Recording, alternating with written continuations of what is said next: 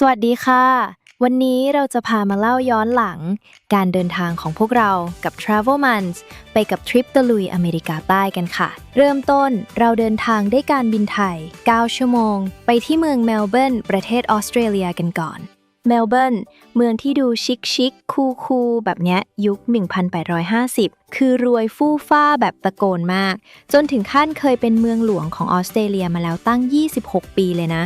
แม้ตอนนี้จะยกมงให้แคนเบราไปแล้วแต่มรดกความปังทั้งตึกคลาสสิกสวยๆสตรีทอาร์ตสุดเท่และคาเฟ่เก๋ๆก็ยังอยู่ครบแบบจัดเต็มสำหรับเช้าในวันแรกเราเลือกที่จะไปเดินชิลๆตลาดตอนเช้าที่ Queen Victoria Market คือตลาดนัดกลางแจ้งที่ใหญ่และปังที่สุดในซีกโลกใต้แหล่งรวมสตรีทฟู้ดจึ้งๆของฝากเก๋ๆและโดนัทแยมในตำนานที่อร่อยแซงออกปากส่วนกรุ๊ปของเราคุณหญิงทั้งสองคนขอช้อปปิ้งถั่วแมคคาเดเมียราชาแห่งถั่วที่มีต้นกำเนิดที่นี่เองเลยค่ะอร่อยถูกใจทั้งคู่ค่ะเดินไปกินไปเพลินมากหลังจากนั้นเดินทางต่อไปในตัวเมือง CBD แวะถ่ายรูปที่ Flinders Street Station สถานีรถไฟตึกเหลืองสุดไอคอนิกมุมมหาชนที่ใครมาเมลเบิร์นก็ต้องมาทำคอนเทนต์แชะภาพคู่กับนาฬิกาคลาสสิกหน้าสถานีหลังจากนั้นก็เดินเล่นห้างต่างๆในตัวเมืองค่ะได้เวลาเดินทางกลับไปสนามบินเมลเบิร์นกันแล้วเตรียมบินต่ออีกยาวๆค่ะปลายทางเรายังอีกไกลเที่ยวบินต่อไปเราจะบินกัน2ต่อเที่ยวบินแรกไปลงที่ประเทศชิลีบิน13ชั่วโมงกว่าและต่อเครื่องต่อไปยังบูเอโนสแอเรสประเทศอาร์เจนตินาอีก2ชั่วโมงรวมเดินทางกัน20ชั่วโมงเลยทีเดียวและแน่นอนเราหลับชาร์จพลังเต็มที่บนเครื่องค่ะมาถึงอาร์เจนตินาเข้าโรงแรมพักก่อนลุยต่อค่ะหลังจากพักผ่อนกันเต็มที่แล้วพร้อมลุยเดย์ทัวร์กันค่ะเราใช้ทัวร์ส่วนตัวเดินทางด้วยรถในช่วงบ่ายไปที่จุดท่องเที่ยวหลักๆที่ห้ามพลาดเช่นคาซาโรซาดาและคามินิโตลาโบคาเริ่มต้นที่คาซาโรซาราหรือทำเนียบสีชมพูเป็นทำเนียบรัฐบาลสุดไอคอนิกของอาร์เจนตินาว่ากันว่าในอดีตทาสีนี้เพื่อแสดงถึงความสมานฉันท์ของสองขั้วการเมืองที่เคยขัดแย้งกันที่นี่เต็มไปด้วยเรื่องราวประวัติศาสตร์โดยเฉพาะจุดไฮไลท์อย่างระเบียงด้านหน้าที่เอวิต้าเปรอนสตรีหมายเลขหนึ่งเคยออกมายืนปราศัยจนโด่งดังไปทั่วโลกถ้าได้ไปเที่ยวโบโนสไอเรสก็อย่าลืมแวะไปถ่ายรูปทำคอนเทนต์กับตึกสีชมพูสวยๆนี่นะถือเป็นแลนด์มาร์คหลักที่ต้องไปเช็คอินเลยล่ะหรือจะร้องเพลง Don't Cry for Me Argentina ก็ที่นี่เลยอินแน่นอนต่อไปมาที่ Plaza de Mayo เป็นจัตุรัสประวัติศาสตร์ใจกลางโบโนสไอเรสที่รายล้อมไปด้วยแลนด์มาร์คสำคัญบรรยากาศดีมากเหมาะกับการมาเดินเล่นและถ่ายรูปเช็คอินและที่สุดท้ายของวันนี้ย่านคามินิโตในลาโบกาเป็นตรอกสุดอาร์ตที่โดดเด่นด้วยบ้านสีสันสดใสซึ่งเกิดจากไอเดียของผู้อพยพชาวอิตาลีในอดีตที่นำสีเหลือใช้จากอู่ต่อเรือมาทาตกแต่งบ้านที่นี่เปรียบเหมือนพิพิธภัณฑ์กลางแจ้งที่เต็มไปด้วยกลิ่นอายของอาร์เจนตินาขนาดแท้มีทั้งงานศิลปะเก๋ๆและนักเต้นแทงโก้ที่มาโชว์สเต็ปกันสดๆริมถนนให้เราได้ดูเพลินๆสีสันของตึกย่านนี้คือจัดจ้านและถ่ายรูปขึ้นมากแนะนำให้หาชุดเก่งสีตัดๆไปเดินเล่นทำคอนเทนต์รับรองว่าได้รูปสวยโดดเด่นไม่ซ้ำใครแน่นอน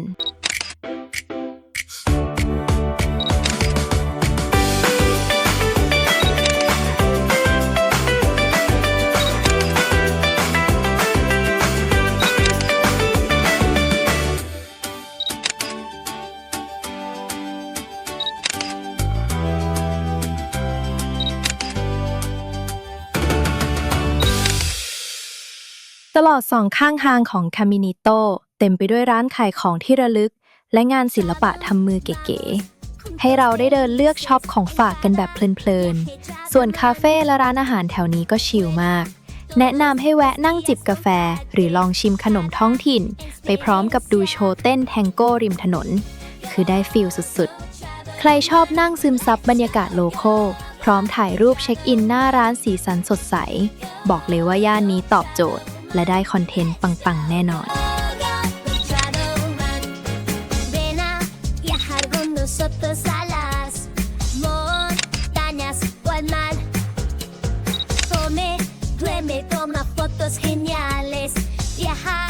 Twinkle Travelman สำหรับวันนี้ก็ถือว่าไปเก็บไฮไลท์ของเมืองบูเอนอสไอเรสประเทศอาร์เจนตินาสำเร็จเราจะอยู่กันที่นี่อีก1 คืนค่ะก่อนที่จะออกเดินทางต่ออีกยาวไกลเพราะเรามีเวลาจำกัดค่ะคุณหญิงไม่อยากลางานมากทั้งทริปเรามีเวลาแค่18 วันเท่านั้นนี่ก็วันที่3ของการเดินทางแล้วยังเหลืออีกหลายที่ต้องไปอีก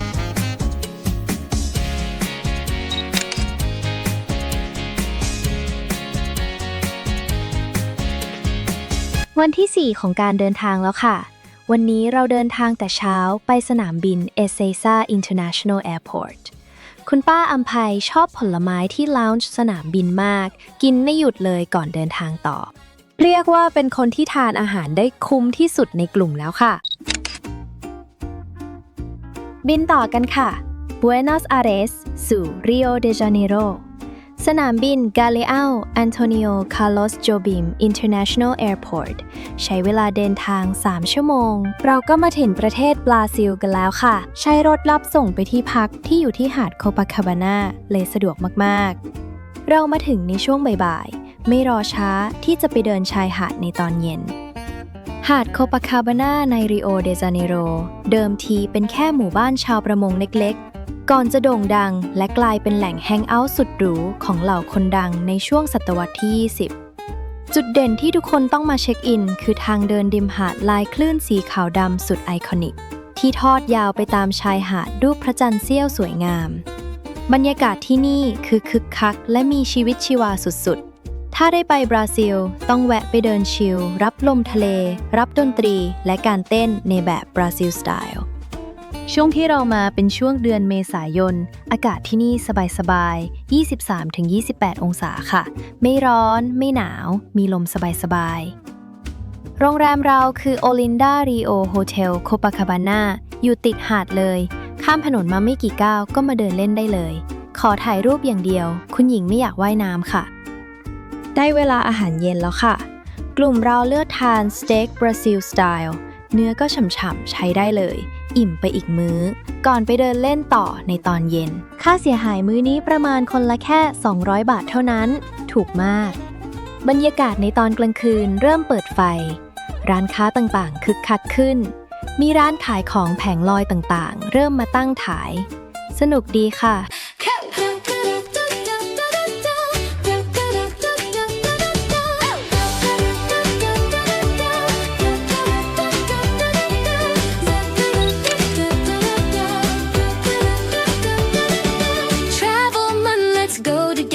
Enjoy the perfect ride. Travelmans fulfill the day, sharing stories along the way. Go, go, Travelman, let's go. Go with Travelman, let's go. Go with Travelman. Come with us and you'll see to mountains high or the deep blue sea. Just wake up and be with me. Go okay with Travelmans. Go, go, Travelman, let's go. Go with Travelman, let's go. Go with Travelman. No matter where we go, near or far. เช้าอีกวันที่เมืองริโอประเทศบราซิลค่ะวันนี้เราใช้ทัวร์ส่วนตัวเช่นเคยเดินทางไปเที่ยวกันทั้งวันเลยโดยเริ่มจากไปภูเขาชูการ์โลฟกันก่อนสำหรับ Sugarloaf Mountain เป็นยอดเขาหินแกรนิตทรงสวยที่ตั้งตระหง่านอยู่ริมอ่าวในริโอเดจาเนโรซึ่งชื่อนี้ได้มาเพราะรูปทรงไปคล้ายกับก้อนน้ำตาลทรายที่คนสมัยก่อนใช้นั่นเองไฮไลท์ของที่นี่คือการนั่งกระเช้าลอยฟ้าสุดคลาสสิกที่เปิดใช้มาตั้งแต่ปี 1912 ถือเป็นหนึ่งในกระเช้าที่เก่าแก่ที่สุดในโลกพาเราไต่ระดับความสูงขึ้นไปชมวิวเมืองริโอแบบพาโนรามาเขาบอกเลยว่าบนยอดเขามองลงมาวิวสวยอลังการมากเห็นทั้งชายหาดโคปาคาบาน่าและวิวเมืองแบบเต็มตาแต่วันนี้ดวงไม่เข้าข้างพวกเราค่ะเคเบิลคาร์ปิดซ่อมแซมตลอดสัปดาห์เลยต้องมาถ่ายรูปข้างนอกไกลๆแทนเสียดายค่ะไว้คราวหน้าถ้ามาใหม่จะขอมาแก้มือนะ Let's go together, enjoy the perfect ride. Travelmans fulfill the day, sharing stories along the way. Go, go, Travelman, let's go. Go with Travelman, let's go. Go with Travelman. เดินทางต่อมาที่จุดไฮไลท์ของทริปนี้กันค่ะไกด์ของเราให้ตั๋วมากันแล้วใช่แล้วค่ะที่นี่คือจุดที่จะขึ้นไปดู Christ the Redeemer ที่ชั้นล่างก็เรียกได้ว่าเป็นห้างได้เลยจุดขายของต่างๆคุณไกด์เราให้ไปเข้าห้องน้ำให้เรียบร้อยเตรียมขึ้นไปข้างบนค่ะ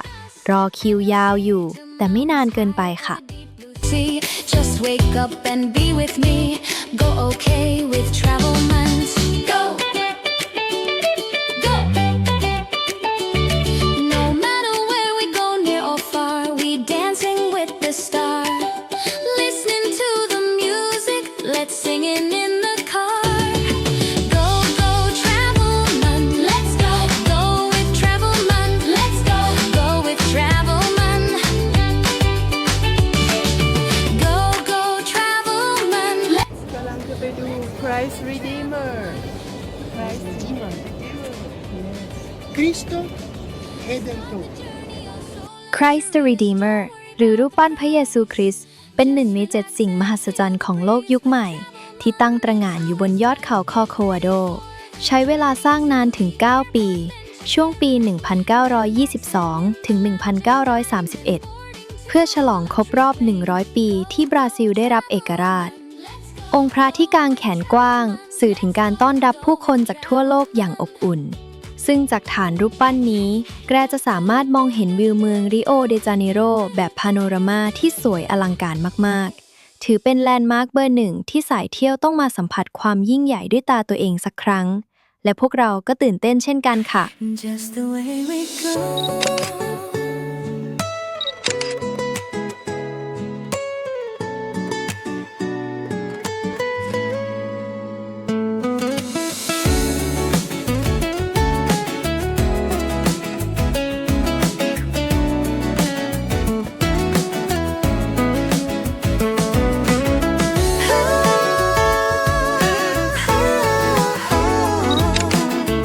The way we The way we go ตื่นมาในวันอากาศที่ดีกาแฟหอมหอมลอยมาตรงนี้อาหารพร้อมรสดีๆไม่ต้องรีบไป Just take your time ปล่อยใจสบาย Just the way we go ปล่อยใจลอยกับสายลมสุขใจที่ได้ชมโลกที่สวยงาม เก็บเวลาดีๆ Just you and me เดินทางแฮปปี้กับทาเวลมัน The way we go The way we go The way we go The way we go มองออกไปดูที่นอกหน้าต่างท้องฟ้าสีครามกับเมฆสดใสสูดอากาศให้เต็มปอดชื่นใจพร้อมเดินทางไกลกับทาเวลมัน Just the way we go ปล่อยใจลอยกับสายลมสุขใจที่ได้ชมโลกที่สวยงามเก็บช่วงเวลาดีๆ Just you and me เดินทางแฮปปี้กับทาเวลมัน The way we go The way we go The way we go The way we go เดินสุดชิลอย่างช้าๆชมทิวทัศน์งามท้องฟ้าสีครามนั่งมองตามสบายถ่ายรูปเก็บเอาไว้ Capture golden light รอยยิ้มสดใส Make everything bright Just the way we go ปล่อยใจลอยกับสายลมสุขใจที่ได้ เที่ยวถ่ายรูปกันเสร็จแล้วเตรียมเดินทางกันต่อค่ะ ต่อไปเราจะไปแวะจุดชมวิวสวยๆกันไหนๆก็ขึ้นมาสูงแล้ว มองจากจุดนี้ไปก็เห็น Christ the Redeemer และทั้งเมืองริโอเดจาเนโรกันเลยทีเดียว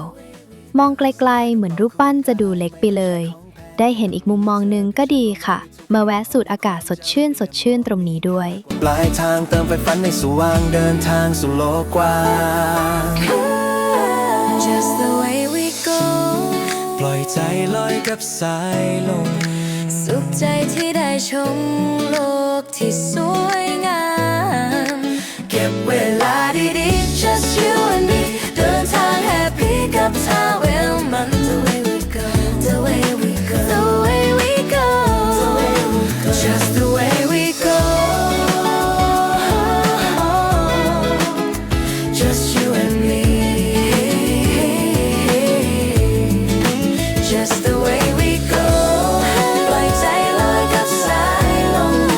สุขใจที่ได้ชมโลกที่สว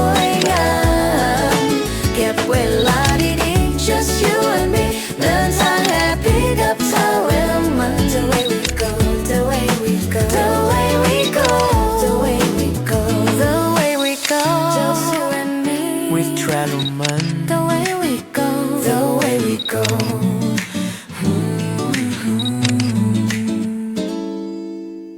เป็นยังไงบ้างคะ สวยไหม วิวเมืองริโอเดจาเนโรจากด้านบน ถือว่าน่าประทับใจมากเลยค่ะ ตอนนี้เรามาอยู่ต้นของหาดโคพาคาบาน่า ย่านโรงแรมเราค่ะ แวะถ่ายรูปสักนิดก่อนจะเดินทางไปต่อที่ต่อไปกัน Travel man ไปด้วยกัน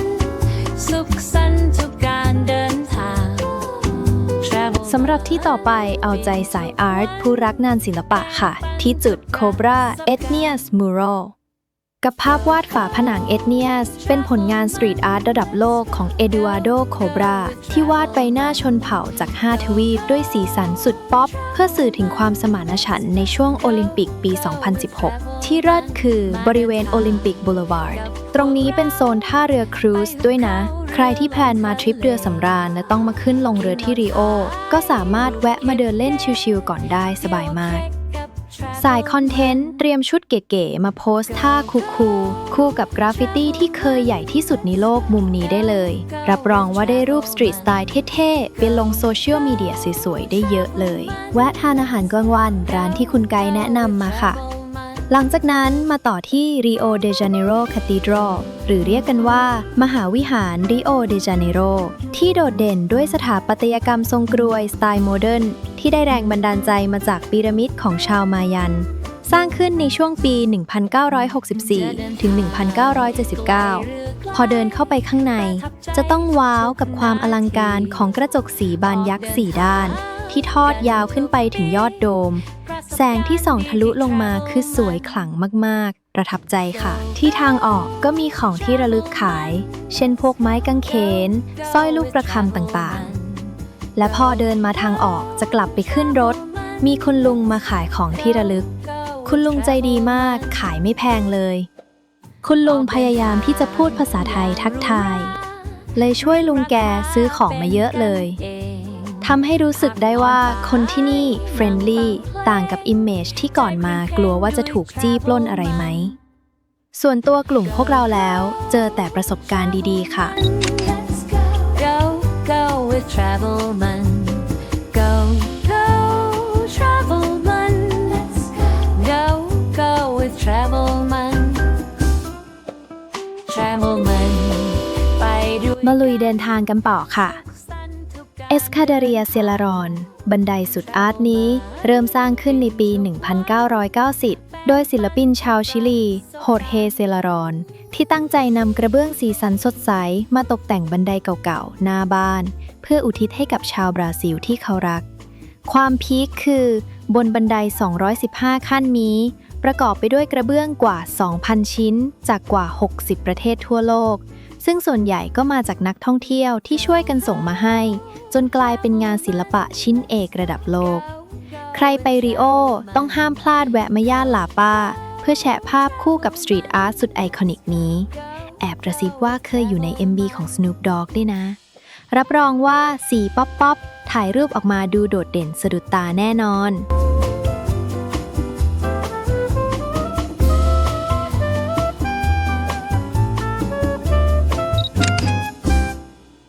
เก็บของพร้อม เดินทางมาถึงวันที่ 6 ของทริปแล้วค่ะ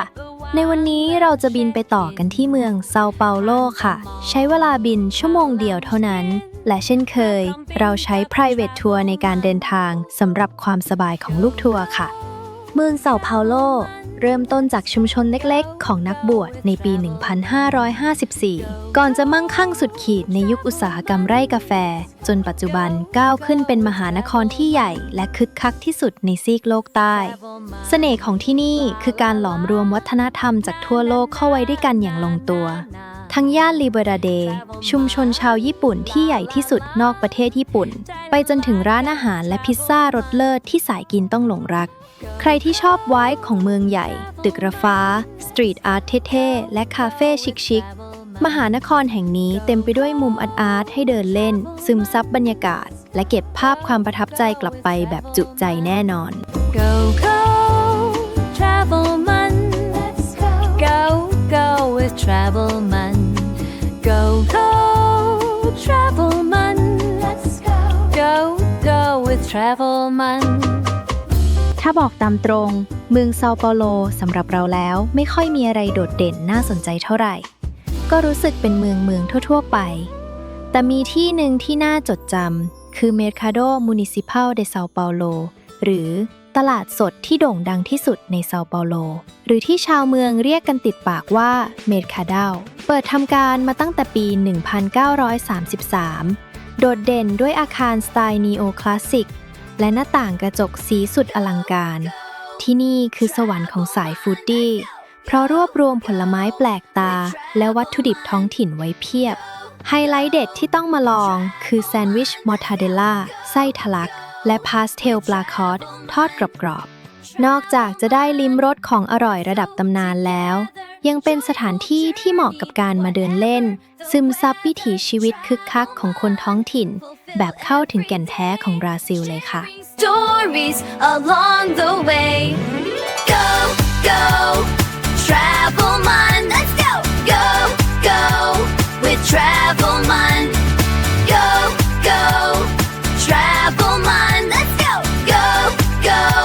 With travel month Come travel with us you'll see Mountains high or the deep blue sea Let's eat and sleep สำหรับสายผลไม้ก็ไม่พลาดที่จะมาลองผลไม้แปลกๆกันด้วย มีหลายอย่างเลยค่ะ And go, go Travel month Let's go, go, go With travel month Go, go Travel month Let's go, go, go With travel month Go near or far Let's journey on Every moment filled with fun Travel yearly Memories bright With travel month It's always right Go, go Travel month Let's go, go, go With travel month Go, go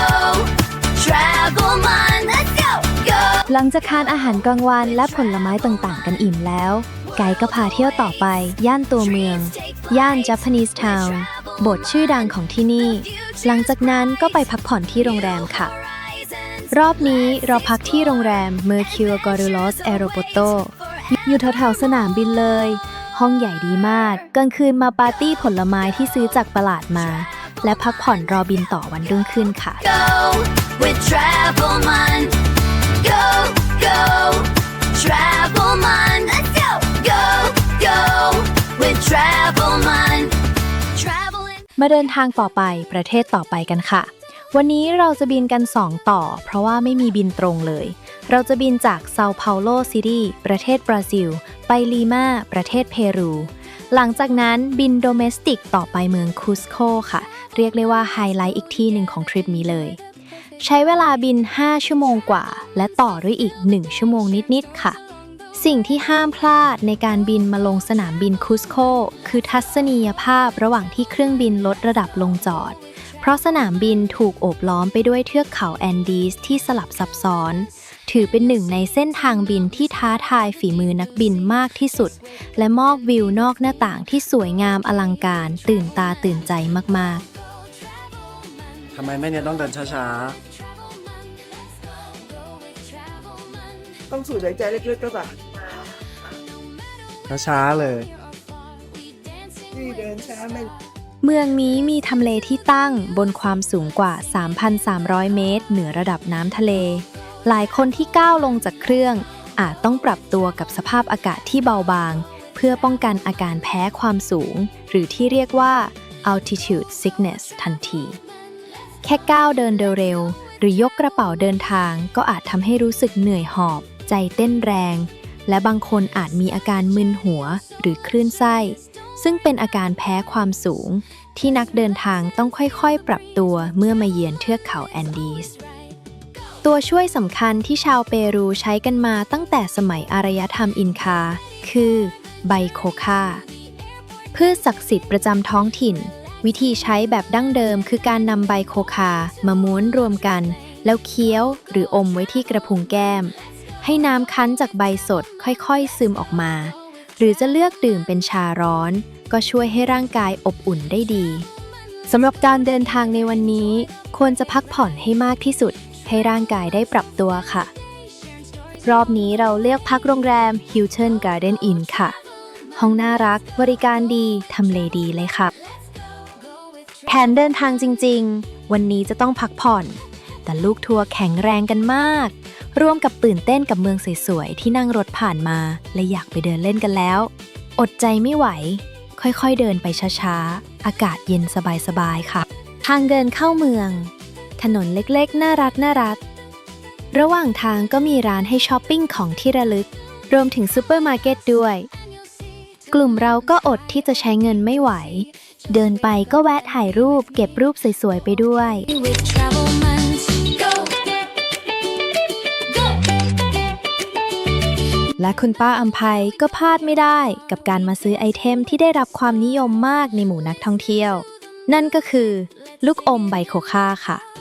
รสชาติจะออกหวานนำและมีกลิ่นหอมสมุนไพรเฉพาะตัวคล้ายชาเขียวแต่มีความเฝื่อนนิดๆทานง่ายและให้ความรู้สึกชุ่มคอลูกอมจะช่วยบรรเทาอาการวิงเวียนลดความคลื่นไส้และทำให้ร่างกายรู้สึกสดชื่นตื่นตัวขึ้นได้บ้างแต่จะไม่เข้มข้นเท่ากับการเคี้ยวใบสดๆค่ะแต่ห้ามนำกลับเข้ามาในประเทศไทยหรือประเทศอื่นๆอย่างเด็ดขาดเนื่องจากไบโคคายังคงถูกจัดเป็นสารเสพติดและสิ่งผิดกฎหมายในเกือบทุกประเทศทั่วโลกหากซื้อแล้วก็ทานให้หมดที่นี่เลยนะคะเดินมาถึงตัวเมืองคุสโคกันแล้วเมืองน่ารักมากสวยมากลูกทัวร์ประทับใจมากค่ะสาเหตุที่เมืองกุสโกในยามค่ำคืนมีมนต์เสน่ห์ที่โดดเด่นและงดงามจนมักถูกเปรียบเปรยว่าเป็นเมืองที่มีดวงดาวล้อมรอบภาพความสวยงามที่แปลกตานี้เกิดจากองค์ประกอบทางภูมิประเทศและสถาปัตยกรรมที่สอดประสานกันอย่างลงตัวภูมิประเทศแบบหุบเขากระทะและตัวเมืองกุสโกตั้งอยู่ในหุบเขาที่โอบล้อมด้วยเทือกเขาแอนดีสที่สูงชันบ้านเรือนจึงถูกสร้างไต่ระดับขึ้นไปตามลาดเขาลดหลั่นกันไปจนเกือบถึงยอดเขาแสงไฟที่ไต่ระดับจรดปลายฟ้าและความกลมกลืนของภูเขาและท้องฟ้าด้วยความสูงกว่า 3,300 เมตรเหนือระดับน้ำทะเลการได้ยืนมองแสงไฟระยิบระยับที่โอบล้อมรอบเมืองโบราณแห่งนี้จากจุดชมวิวอย่าง Plaza de Armas หรือระหว่างทางขึ้นไปยังป้อมปราการซักไซวามานถือเป็นหนึ่งในประสบการณ์ที่เงียบสงบและสะท้อนภาพมนต์ขลังของอดีตเมืองหลวงแห่งจักรวรรดิอินคาได้อย่างสมบูรณ์แบบสำหรับค่ำคืนนี้มีงานเต้นรำพื้นบ้านด้วยเพลินดีค่ะ Let's travel man. Let's travel man. อรุณสวัสดิ์กับเช้าวันที่ 2 ที่ประเทศเปรูค่ะเริ่มต้นวันด้วยอาหารเช้าโรงแรมถือว่าอาหารดีเลยถูกใจคุณป้าอำไพมากค่ะวันนี้โปรแกรมเราจะลุยเดินทางกันไกลเลยและแน่นอนเราต้องใช้รถรับส่งส่วนตัวจะได้ไม่เหนื่อยค่ะมีคุณไกด์นำเที่ยวด้วยสบายใจค่ะสำหรับจุดแรกที่เรามาเป็นจุดชมวิวสวยๆให้พักยืดเส้นยืดสายกันก่อนด้วยระหว่างทางมีร้านค้าคนท้องถิ่นให้ได้ช้อปปิ้งแบบไม่เบื่อเลย Travel man. Let's go with travel man.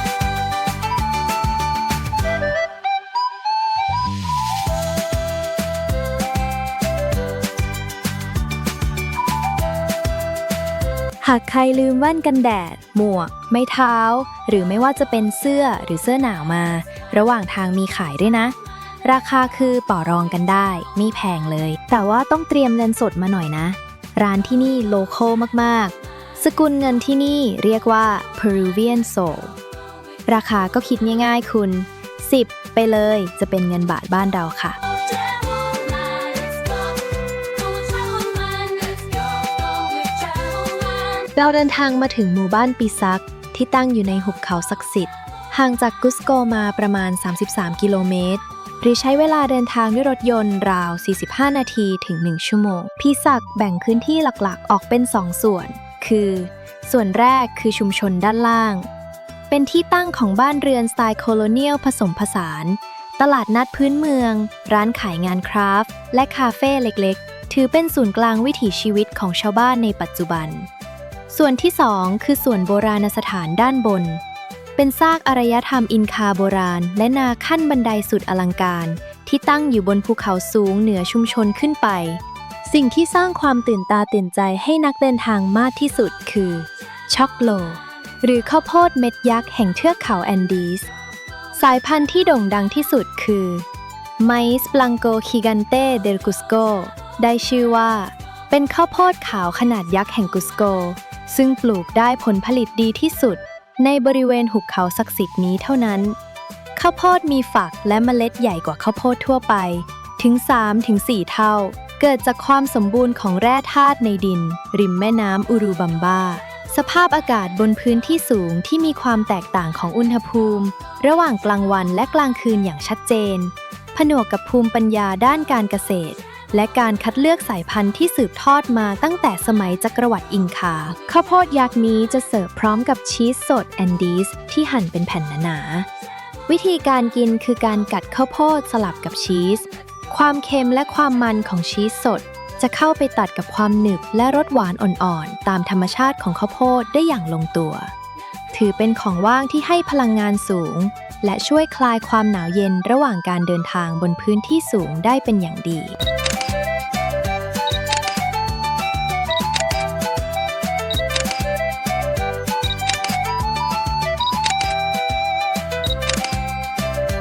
คุณไกด์ของเราก็เล่าเรื่องภูมิปัญญานาขั้นบันไดของชาวอินคาที่มองเห็นได้ชัดเจนและโดดเด่นที่สุดบนภูเขาที่พีสักวิธีการที่ชาวอินคาสร้างนาขั้นบันไดขนาดมหึมาไต่ระดับขึ้นไปบนไหล่เขาเพื่อทำเกษตรกรรมบนที่สูงระบบชลประทานและวิธีที่พวกเขาใช้กำแพงหินเพื่อป้องกันดินถล่มซึ่งเป็นเครื่องพิสูจน์ถึงภูมิปัญญาด้านวิศวกรรมอันล้ำเลิศและก็ได้เล่าเรื่องสุสานอินคาโบราณขนาดใหญ่บนหน้าผาคุณไกด์ชี้ให้ดูรูเล็กๆหรือถ้ำธรรมชาติบนหน้าผาและเล่าว่าชาวอินคาใช้สถานที่เหล่านี้ในการฝังศพโดยนำมัมมี่ไปวางไว้ในถ้ำเพื่อให้อยู่ในที่สูงและปลอดภัยค่ะ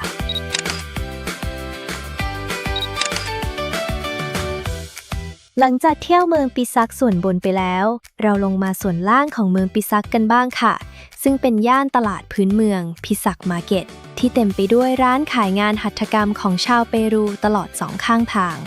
โดยเฉพาะสินค้าประเภทสิ่งทอกระเป๋าย่ามลายพื้นเมืองสีสันสดใสผ้าคลุมและของที่ระลึกซึ่งเป็นเอกลักษณ์อันโดดเด่นของตลาดแห่งนี้ที่ดึงดูดนักเดินทางจากทั่วโลกสิ่งที่กลุ่มเราสนใจในตลาดนี้ก็คงไม่พ้นกับเสื้อกันหนาวที่ทำมาจากขนอัลปาก้าที่ได้รับการยกย่องว่าเป็นหนึ่งในเส้นใยธรรมชาติที่ดีที่สุดในโลกมีน้ำหนักเบานุ่มละมุนและกักเก็บความอบอุ่นได้ดีกว่าขนแกะทั่วไปนอกจากนี้ยังไม่มีสารลาโนลินจึงไม่ทำให้เกิดอาการคันระคายเคืองหรืออาการแพ้เวลาสวมใส่ส่วนคุณหญิงของเราสนใจเครื่องประดับของที่นี่ค่ะที่ทำมาจากวัสดุศักดิ์สิทธิ์จากธรรมชาติสีแดงส้มและม่วงมาจากเปลือกหอยสปอนดิลัส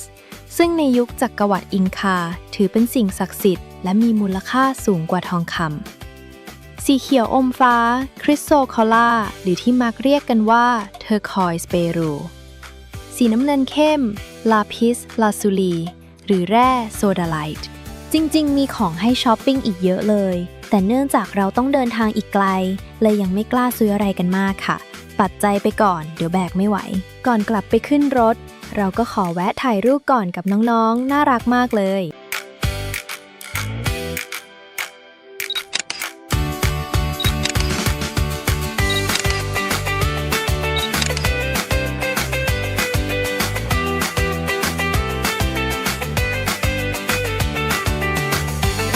เดินทางกันต่อมาที่โบราณสถานโอยันไตตัมโบที่ไม่ได้มีดีแค่ความยิ่งใหญ่ของนาขั้นบันไดที่สูงชันท้าทายแรงโน้มถ่วงแต่ที่นี่ยังเต็มไปด้วยเรื่องราวทางประวัติศาสตร์วิศวกรรมและยุทธวิธีทางการทหารที่น่าทึ่งซึ่งเป็นไฮไลท์สำคัญของการเดินทางในหุบเขาศักดิ์สิทธิ์ในขณะที่เมืองหลักอื่นๆของอินคาถูกกองทัพสเปนตีแตกโอยันไตตัมโบคือหนึ่งในสมรภูมิประวัติศาสตร์ที่กษัตริย์มันโกอินคาสามารถต้านทานและเอาชนะทหารม้าสเปนได้สำเร็จในปี 1537 กลยุทธ์อันชาญฉลาดที่อินคาใช้คือการเปิดระบบชลประทานเพื่อให้น้ำท่วมที่ราบด้านล่างทำให้ม้าของกองทัพสเปนติดหล่มโคลนดูดและไม่สามารถบุกขึ้นมายังป้อมปราการได้จนทหารสเปนต้องล่าถอยไปในที่สุดและที่นี่มีปริศนาการขนหินยักษ์ข้ามภูเขาด้วยจากที่ตั้งของซากวิหารแห่งดวงอาทิตย์ซึ่งสร้างด้วยก้อนหินแกรนิตสีชมพูขนาดยักษ์6ก้อนแต่ละก้อนหนักหลาย10 ตันแต่เหมืองหินที่ใช้ตัดหินเหล่านี้ตั้งอยู่บนภูเขาอีกลูกหนึ่งเลยซึ่งจะต้องข้ามแม่น้ำอูรุบัมบามานักโบราณคดีเชื่อว่าชาวอินคาใช้วิธีเปลี่ยนทิศทางของกระแสน้ำชั่วคราวเพื่อลากหินข้ามก้นแม่น้ำและสร้างทางลาดเพื่อค่อยๆชักรอกหินขึ้นสู่ยอดเขาโดยปราศจากล้อเลื่อนหรือเครื่องมือเหล็กค่ะวันนี้เราเดินทางมาไกลมากจากเมืองคุสโคใช้รถส่วนตัวพาเที่ยวที่ต่างๆมาโดยจะไปส่งเราที่สถานีรถไฟโอยันไตตัมโบศูนย์กลางการเดินทางที่นักท่องเที่ยวทั่วโลกที่จะมุ่งหน้าสู่มาชูปิกชูโดยเส้นทางรถไฟที่ทัศนียภาพงดงามที่สุดสายหนึ่งของโลกเรากำลังนั่งอยู่บนรถไฟที่โอแลมโบทันโย โอยันไตตัมโบ โอแลนโอ้ไม่รู้อ่ะมันภาษาอินเดียนแดงอ่ะแต่รู้ว่ากำลังจะไปดูมาชูปิชูค่ะ รถไฟสายนี้ไม่ใช่ว่าอยู่ๆจะมาขึ้นได้เลยนะต้องจองล่วงหน้าและจองยากมากด้วยข้อจำกัดด้านระบบขนส่งที่จำกัดแต่ละวันและจำกัดจำนวนคนหากจองไม่ทันก็จะต้องไปใช้เส้นทางรถตู้ผสมเดินเท้าแทนใช้เวลา1 วันเต็มๆเลยแต่ไม่ใช่สำหรับพวกเราค่ะ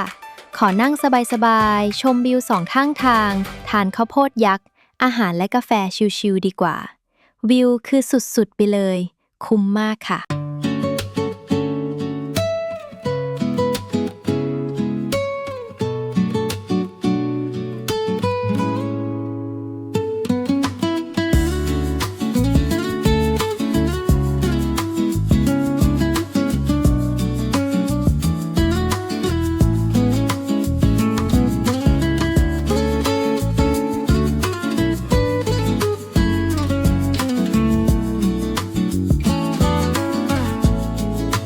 Just the way we go ปล่อยใจลอยกับสายลมสุขใจที่ได้ชมโลกที่สวยงามเก็บเวลาดีๆ just you and me เดินทางแฮปปี้กับทาวเวลมัน the way we go the way we go the way we go เมื่อขบวนรถไฟเดินทางมาสิ้นสุดที่สถานีมาชูปิกชูนี่คือสัญญาณบ่งบอกว่าคุณได้เข้าสู่เขตแดนของเมืองสาบสูญแห่งจักรวรรดิอินคาอย่างเป็นทางการแล้วความพิเศษที่สุดของสถานีมาชูปิกชู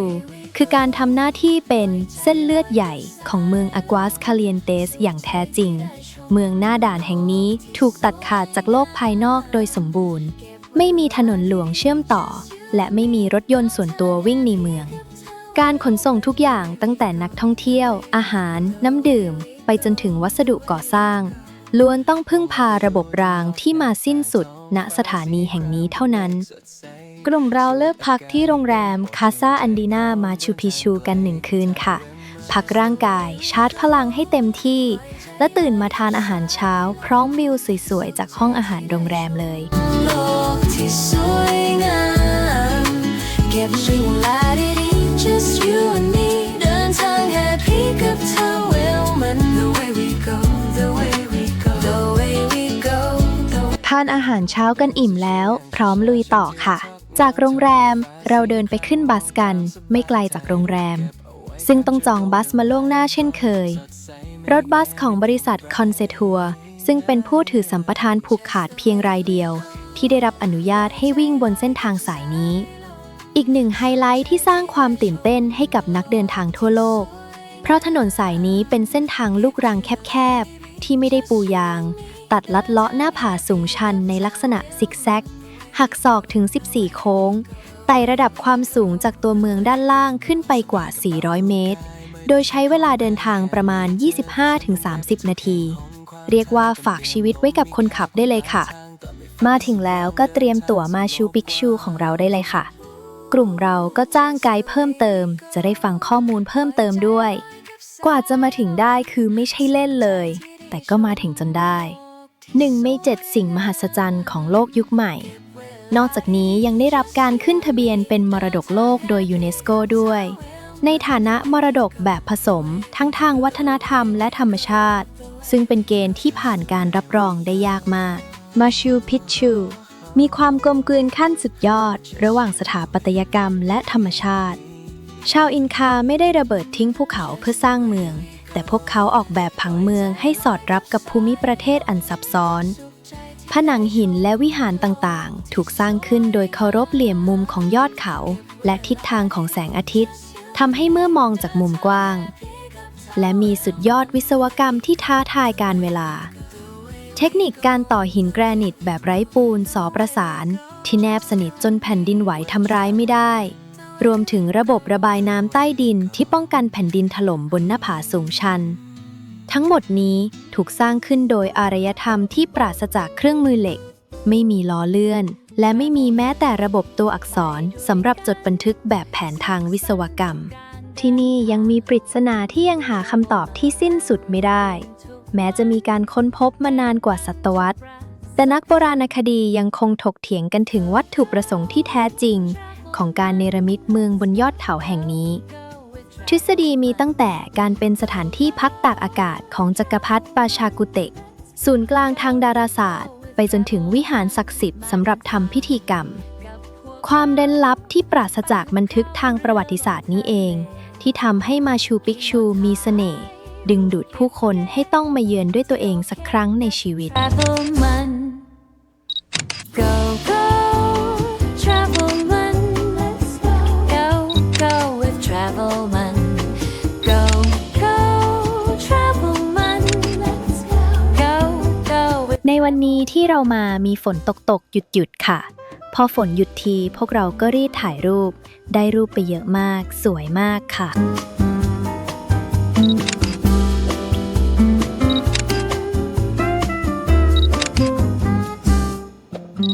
จะเดินทางไกลหรือไกลประทับใจทุกๆนาทีออกเดินทาง การมาถ่ายรูปที่มาชูพิกชูหากจุดไหนคนเยอะไม่จำเป็นต้องไปรอค่ะเพราะแต่ละชั้นจะมีมุมถ่ายภาพให้ได้ถ่ายกันไม่ต้องกลัวคนเยอะที่นี่จำกัดจำนวนนักท่องเที่ยวเป็นรอบๆอยู่แล้วและถ้าเสียค่าตั๋วเข้ามาแล้วจะเดิน2 รอบเลยก็ได้เรียกว่าใช้ตั๋วให้คุ้มเลย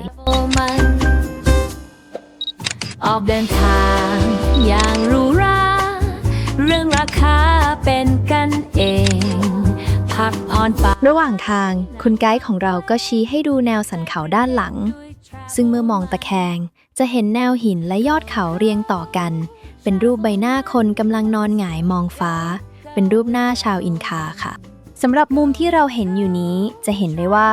มีบ้านพักอาศัยกว่า200หลังมาชูปิกชูไม่ได้ถูกสร้างขึ้นมาแบบสุ่มๆแต่แฝงไปด้วยวิทยาการทางวิศวกรรมการแบ่งชนชั้นและความเข้าใจในสภาพภูมิอากาศอย่างลึกซึ้งของชาวอินคาหากสังเกตบ้านแต่ละหลังอย่างละเอียดจะพบเอกลักษณ์ที่โดดเด่นคือเทคนิคการเรียงหินแบ่งชนชั้นคุณภาพของกำแพงหินคือตัวบ่งบอกสถานะของผู้อยู่อาศัยบ้านของกษัตริย์นักบวชและชนชั้นสูงจะใช้เทคนิคแอชเลอร์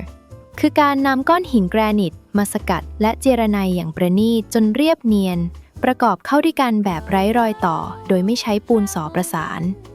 ในขณะที่บ้านของชนชั้นแรงงานหรือเกษตรกรจะใช้หินก้อนเล็กที่หยาบกว่าเรียงกันโดยมีโคลนหรือดินเหนียวเป็นตัวช่วยยึดเกาะ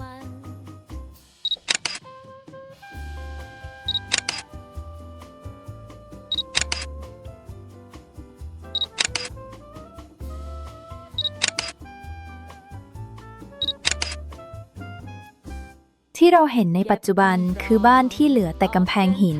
แต่ในอดีตบ้านทุกหลังจะมีหลังคาทรงจั่วที่สูงชันมากหลังคาทำจากไม้ท่อนใหญ่และมุงด้วยหญ้าพื้นเมืองถักทออย่างหนาแน่นทนทานต่อพายุฝนบนยอดเขาสังเกตดีๆจะเห็นหมุดหินหรือห่วงยื่นออกมา ซึ่งชาวอินคาใช้สำหรับผูกเชือกยึดโครงหลังคาไม้ให้ติดกับตัวตึกไม่ให้ปลิวไปตามลมค่ะ Travel man, travel man, la la la, na na na na na na. Travel man, la la la, ใจละลากับ travel man. มัชูพิชูถูกออกแบบมาสู้แผ่นดินไหวด้วย สังเกตว่ากรอบประตูเป็นรูปทรงสี่เหลี่ยมข้างหมู ฐานกว้างยอดแคบ ซึ่งเป็นสุดยอดวิศวกรรมอินคาที่ช่วยกระจายน้ำหนัก และทำให้โครงสร้างรอดพ้นจากแผ่นดินไหวมาได้หลายร้อยปีเลยทีเดียว นอกจากนี้ยังมีระบบล็อกประตูโบราณ หากดูที่กรอบหินด้านใน จะมีช่องหรือห่วงหินที่ถูกเจาะไว้สกัดไว้ ซึ่งชาวอินคาใช้สำหรับร้อยเชือกคือผูกล็อกประตูไม้เนื้อแข็งไว้ด้วย ส่วนผังบ้านของชาวอินคามักจะสร้างอาคารหลังเดี่ยวจำนวน 3-4 หลัง ล้อมรอบลานกว้างตรงกลางที่เรียกว่ากัญชา โดยลานนี้จะใช้เป็นพื้นที่ทำกิจกรรมส่วนรวมของครอบครัว เช่น การทำอาหาร การทอผ้า หรือการเตรียมเสบียงค่ะ ภายในบ้านของชาวอินคา มีเพียงห้องโถงโล่งๆ ไม่มีเฟอร์นิเจอร์ ไม่มีเตียงหรือโต๊ะ พวกเขานอนบนพื้นดินที่ปูด้วยหนังสัตว์ หรือผ้าห่มขนอัลปาก้า ส่วนช่องเว้าทรงสี่เหลี่ยมคางหมูตามผนัง ถูกใช้แทนชั้นวางของสำหรับเก็บเครื่องปั้นดินเผา เสบียง หรือใช้วางรูปเคารพทางศาสนา ที่นี่จะมีหมอกที่เป็นเอกลักษณ์ เพราะมาชูปิกชูตั้งอยู่ในเขตป่าดิบชื้นบนภูเขา ซึ่งเป็นรอยต่อระหว่างเทือกเขาแอนดีสที่หนาวเย็น และป่าอเมซอนที่ร้อนชื้นทำให้ได้ชื่อว่าเป็นนครที่ซ่อนตัวในม่านหมอก หรือเรียกได้ว่ามีผ้าคลุมล่องหนที่กลืนสถาปัตยกรรมทั้งเมืองให้หายไปกับธรรมชาติอย่างแนบเนียน ที่ทุกคนได้เห็นอยู่ในตอนนี้คือน้องลามะค่ะ พวกมันเปรียบเสมือนเจ้าถิ่นและดาราหน้ากล้องที่คอยต้อนรับนักท่องเที่ยวจากทั่วโลก และเป็นเครื่องตัดหญ้าธรรมชาติน่ารักมากๆค่ะ And blue sky and clouds shining so bright, breathing the air, feeling so light, ready to go with Taiwan. Just the way we go, where we want to be. และในจุดนี้คุณไกด์ของเราได้แสดงให้เห็นถึงความแม่นยำในการวางทิศทางของชาวอินคาค่ะ ก้อนหินศักดิ์สิทธิ์และสิ่งปลูกสร้างสำคัญหลายจุดบนมาชูปิกชูถูกสกัดและจัดวางมุมให้ชี้ตรงกับทิศหลัก เหนือ ใต้ ออก ตกอย่างสมบูรณ์แบบ แม้ในยุคที่ชาวอินคาไม่มีเข็มทิศ แต่พวกเขาสามารถคำนวณทิศทางการโคจรของดวงอาทิตย์ และฤดูกาลได้อย่างแม่นยำไร้ที่ติ เพียงแค่ใช้ความรู้ทางดาราศาสตร์และการสังเกตธรรมชาติเท่านั้น Where we want to be, so happy to see the world in harmony, making memories, just you and me, traveling free with Taiwan. วันนี้เราได้เรียนรู้อะไรเยอะแยะมากมายเลย ได้มาเปิดโลกเก็บสิ่งมหัศจรรย์ของโลกยุคใหม่อีกแห่งหนึ่ง แม้อากาศในช่วงแรกจะมีฝนตกบ้าง แต่นี้คืออีกหนึ่งสถานที่ที่พวกเราจะจำได้แบบไม่มีวันลืมค่ะ เรียกว่าคุ้มค่ามี่เดินทางมาไกลมากๆ ได้ถ่ายรูปสวยๆเยอะมาก หากเพื่อนๆคนไหนที่อยากมาก็ถือว่าแนะนำเลยค่ะ มาชูพิชู ประเทศเปรู Harmony, making memories, just you and me, traveling free with Taiwan. The way we go, the way we go. ได้เวลาเดินทางลงจากมาชูปิกชูแล้ว เช่นเคยค่ะ เราใช้รถไฟนั่งสบายๆในการเดินทางกลับไปเมืองคูสโคแล้วไปพักโรงแรมเดิมอีก1 คืนค่ะ Just the way we go, where we want to be. So happy to see the world in harmony. มาถึงที่โรงแรม Hilton Garden Inn Cusco ก็ไม่รอช้า มาช้อปปิ้งในโรงแรมต่อ ซื้อเสื้อผ้าโลคอลที่นี่ค่ะ Go the way we go, the way we go, the way we go, the way we go. Just you and me, With travel man, the way we go. the way we go. การเดินทางของเรามาถึงครึ่งทางแล้วค่ะ วันนี้เราจะบินกัน 2 ต่อด้วยสายการบินลาตัมจากครูสโคไปที่เมืองลีมา1 ชั่วโมงครึ่ง และเปลี่ยนเครื่องไปกวายากิว ประเทศเอกวาดอร์ บินอีก 2 ชั่วโมงนิดๆ ซึ่งเราจะพักแถวสนามบิน1 คืนก่อนที่จะบินในวันถัดไป สำหรับโรงแรมในคืนนี้โรงแรม Holiday Inn Guayaquil Airport มีรถรับส่งสนามบินเลยค่ะเดินทางง่ายดีหลังจากนั้นมาบินต่อสุดท้ายเข้าเกาะกาลาปากอสใช้เวลา2 ชั่วโมงค่ะ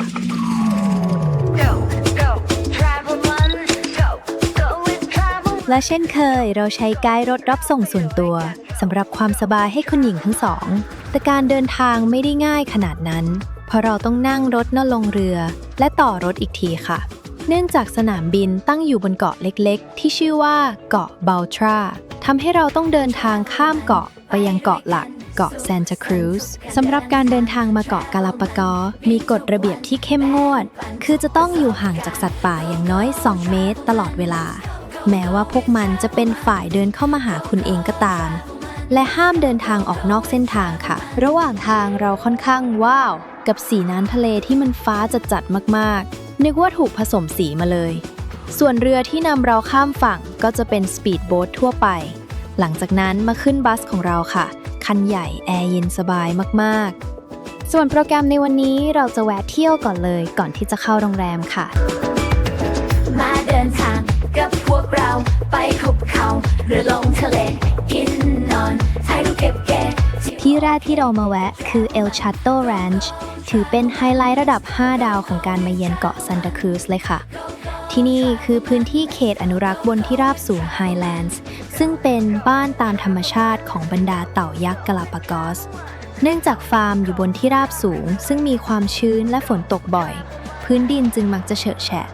แต่ไม่ต้องห่วงทางฟาร์มมีรองเท้าบูทยางให้ยืมฟรีแต่วันนี้เราโชคดีได้พื้นแห้งเลยไม่ต้องเปลี่ยนรองเท้าค่ะที่ออกเดินทางกันทุกปีประสบการณ์ดีที่ Travel Man Go Go Travel Man Let's go Go Go with Travel Man จุดเด่นที่สุดของที่นี่คือการได้เดินดูเต่ายักษ์กาลาปากอสที่ใช้ชีวิตตามธรรมชาติจริงๆไม่ใช่ในกรงแบบศูนย์วิจัยพวกมันจะเดินต้วมเตี้ยมกินหญ้าหรือแช่ปลักโคลนอยู่ทั่วบริเวณคุณสามารถถ่ายรูปคู่ได้แต่ต้องรักษากฎเหล็กคือห่างอย่างน้อย2 เมตรค่ะเต่ายักษ์กาลาปากอสโตเต็มวัยสามารถหนักได้ถึง250 ถึง 400 กิโลกรัมเลยทีเดียวและมีความยาวกระดองกว่า 1.5 เมตรถือเป็นเต่าบกที่มีขนาดใหญ่ที่สุดในโลกเลยค่ะ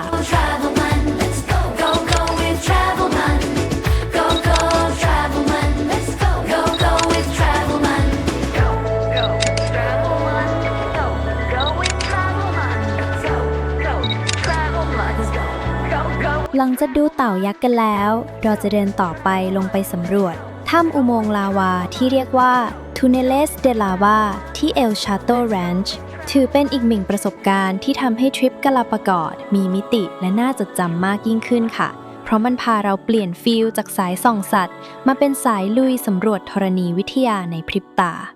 ข้างในไม่ได้เกิดจากการกัดเซาะของน้ำแบบถ้ำหินปูนทั่วไปค่ะแต่มันคือร่องรอยเส้นทางสายลาวาในอดีตเมื่อภูเขาไฟปะทุและลาวาไหลหลากท่ามกลางอุณหภูมิที่ต่างกัน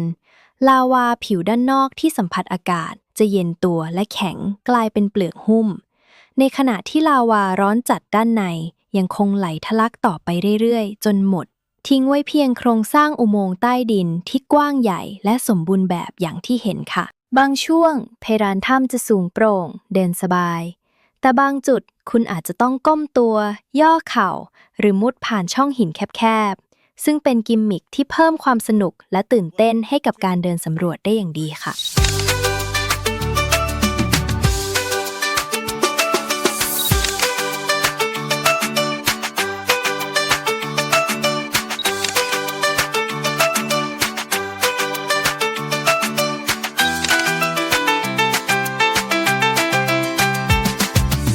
หลังจากนั้นมาแวะทานอาหารกลางวันค่ะร้านอาหารนี้มีกระดองเต่ากาลาปากอสมาให้ลองสวมบทบาทเป็นเต่ายักษ์ด้วยคุณป้าอำไพก็ไม่รอช้ารีบไปสวมกระดองทันทีค่ะจะได้อายุยืนเหมือนเต่าเลยแต่กว่าจะใส่ได้ไม่ใช่ง่ายๆนะเพราะกระดองมันหนักมากเลยจริงๆกว่าจะน่ารักมาได้แลกกับความเหนื่อยของคุณไพบูลย์เลย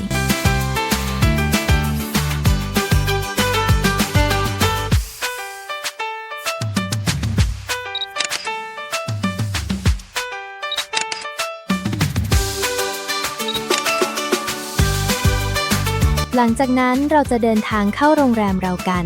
ที่ตั้งอยู่ที่เมือง Baños de Agua Santa โรงแรม La Fortaleza de Haro ดีไซน์ที่จำลองมาจากปราสาทโบราณค่ะทำให้คนที่มาพักรู้สึกเหมือนอยู่ในเทพนิยายเลย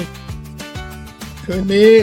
เราจะมีปาร์ตี้กินไวน์กันบนหอคอยก็ดูดาวและพระจันทร์มูนไนท์เราจะมีมูนไนท์ปาร์ตี้ข้างบนนี้ ในวันนี้ ดูห้องข้างไหน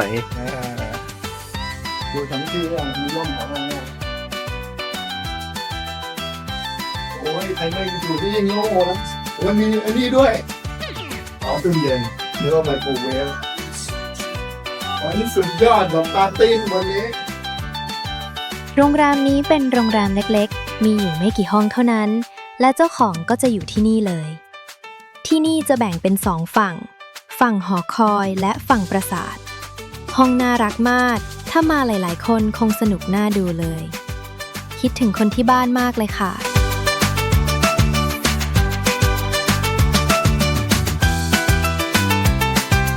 Let's go with Travel Month.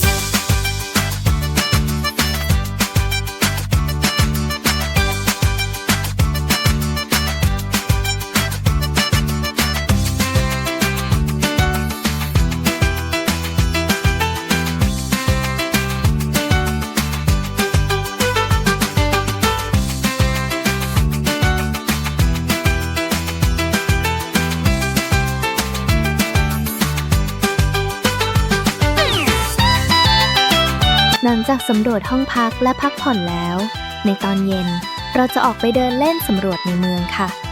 ระหว่างทางก็เจอสัตว์ต่างๆมากมาย จนเดินมาถึงท่าเรือ ลมเย็นสบาย เมืองค่อนข้างเงียบ จะมีคึกคักอีกทีก็ย่านร้านอาหารเลยค่ะ และที่ทุกคนเห็นอยู่นี่คือ นกกระทุงสีน้ำตาลกาลาปากอส เป็นสายพันธุ์เฉพาะถิ่น แม้ว่านกกระทุงที่อื่นบนโลก แต่ตัวที่อยู่ในกาลาปากอสเป็นสปีชีส์ย่อยที่มีเอกลักษณ์เฉพาะตัว และปรับตัวให้เข้ากับสภาพแวดล้อมของหมู่เกาะนี้โดยเฉพาะค่ะ เวลาหาอาหารพวกมันจะไม่ลอยตัวจิกปลาบนผิวน้ำเฉยๆ แต่จะหุบปีกและพุ่งเหลาดำดิ่งลงไปในน้ำอย่างรวดเร็ว เพื่อใช้ถุงใต้คอขนาดใหญ่ช้อนปลาขึ้นมาค่ะ เมนูซีฟู้ดที่ใครมากาลาปากอสก็ต้องห้ามพลาดคือปลาสีแดงหรือมีชื่อว่า Pez Brujo หรือในภาษาอังกฤษเรียกว่า Scorpion Fish หรือปลาแมงป่องค่ะคำว่า Brujo ในภาษาสเปนแปลว่าแม่มดค่ะเพราะหน้าตาของมันจะดูดุๆมีหนามแหลมและมีสีแดงสดทั้งตัวดูน่ากลัวแต่พอปรุงสุกแล้วเนื้อปลาด้านในจะสีขาวจั๊วะฟูนุ่มและมีความหวานฉ่ำมากๆรสชาติอร่อยสวนทางกับหน้าตาแบบสุดๆ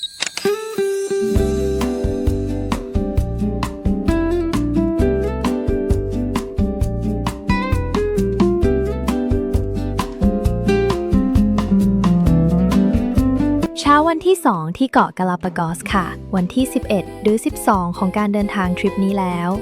เช้านี้เรามาทานอาหารเช้าโรงแรมค่ะโปรแกรมวันนี้จะไปลุยดำน้ำกันแล้วให้ทุกคนได้ชาร์จพลั๊กกันก่อนและเดินถ่ายรูปสวยๆกับแสงยามเช้าไปด้วยกันสุขสันต์ทุกการเดินทาง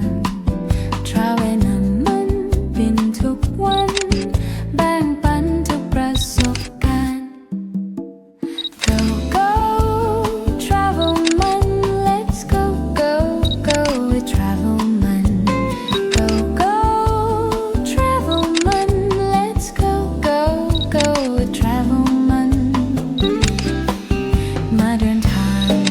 กับพวกเราไปหุบเขาหรือลงทะเล วันนี้เราใช้อีกบริษัทหนึ่งค่ะในการพาทัวร์เพราะเป็นบริษัทที่เชี่ยวชาญทางด้านดำน้ำโดยเฉพาะก่อนอื่นเราก็ต้องมาเลือกขนาดชุดกันก่อนและอุปกรณ์ต่างๆค่ะกลุ่มเราก็ขอส่งตัวแทนไปดำน้ำทั้งหมด 4 คนค่ะส่วนคุณหญิงและคุณหนูวูดดี้ขออยู่บนเรือถ่ายวิดีโอมาให้ดูแทนค่ะที่ท่าเรือคนเยอะมากเลยค่ะเพราะนักท่องเที่ยวทุกคนก็ไม่พลาดที่จะมาสำรวจใต้ทะเลของเกาะกาลาปากอสกันทุกคนเลยใช้เวลารอเรือนานสักพักหนึ่งเลย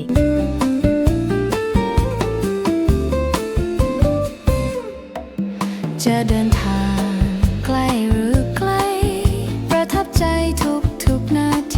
โดยเราจะต้องขึ้นเรือลำหนึ่งก่อนแล้วค่อยเปลี่ยนไปสปีดโบ๊ทค่ะเพราะว่าน้ำขึ้นน้ำลงอะไรสักอย่างทำให้เรือไม่สามารถเข้ามาได้และนี่คือเรือของเราในวันนี้ค่ะ Let's go, go, go with Travelman. Go, go, Travelman. Let's go, go, go with Travelman. ออกเดินทางอย่างหรูหราเรื่องราคาเป็นกันเอง พักผ่อนไปนั่งฟังเพลงใจคลื่นเครงด้วย Travelman.Go, go, Travelman. Let's go, go, go with Travelman. Go, go. จุดแรกที่เราจะไปคือ Los Tuneles บนเกาะอิซาเบลาแนวหินภูเขาไฟสีดำ Lava Rocks แบนราบสลับซับซ้อน และมีต้นกระบองเพชรขึ้นอยู่ประปรายตามแนวหิน ประกอบกับระดับน้ำที่ตื้นและใสเป็นสีฟ้าเทอร์ควอยซ์ซึ่งเกิดจากการยุบตัวของอุโมงค์ลาวาจนกลายเป็นสระน้ำธรรมชาติถือเป็นซิกเนเจอร์ของจุดดำน้ำตื้นที่นี่เลยค่ะ Let's go, go, go with Travelman. Go, go, Travelman. Let's go, go, go with Travelman. Go, go, Travelman. Let's go, go, go with Travelman. Go, go, Travelman. Let's go, go, go with Travelman.เก็บของที่นี่คุณจะได้ว่ายน้ำระยะประชิดกับเต่าทะเลม้าน้ำและที่ตื่นเต้นสุดๆคือการว่ายอยู่เหนือฉลามครีบขาว White-tipped reef sharks ที่นอนพักผ่อนอยู่ตามซอกถ้ำน้ำตื้นแต่ไม่ต้องกลัวนะปลอดภัยค่ะมันไม่ทำร้ายคนค่ะและที่เห็นอยู่นี่คือสิงโตทะเลกาลาปากอสนักกายกรรมแห่งท้องทะเลถึงแม้เวลาอยู่บนบกพวกมันจะดูอุ้ยอ้ายและเดินต้วมเตี้ยมแต่พอลงน้ำปุ๊บสิงโตทะเลจะกลายร่างเป็นนักว่ายน้ำที่พริ้วไหวและรวดเร็วมากค่ะพวกมันสามารถบิดตัวตีลังกาและหมุนเกลียวใต้น้ำได้อย่างอิสระซึ่งเป็นภาพที่นักดำน้ำทุกคนตั้งตารอคอย Go, go, Travelman. Let's go, go, go with Travelman. Go, go, Travelman. Let's go, go, go with Travelman.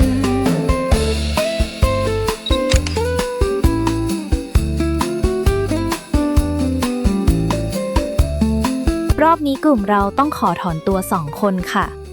คุณลุงไพบูลย์หมดแรงซะก่อนคุณไกด์เลยช่วยลากกลับมาที่เรือได้ค่ะเนื่องจากน้ำซัดไปไกลมากกลับมาไม่ไหวส่วนคุณป้าอำไพก็ขอยอมแพ้เช่นกันเพราะต้องใช้แรงเยอะอยู่เลยปลอดภัยไว้ก่อนกลับมาเรือก่อนค่ะทำถูกต้องแล้วค่ะ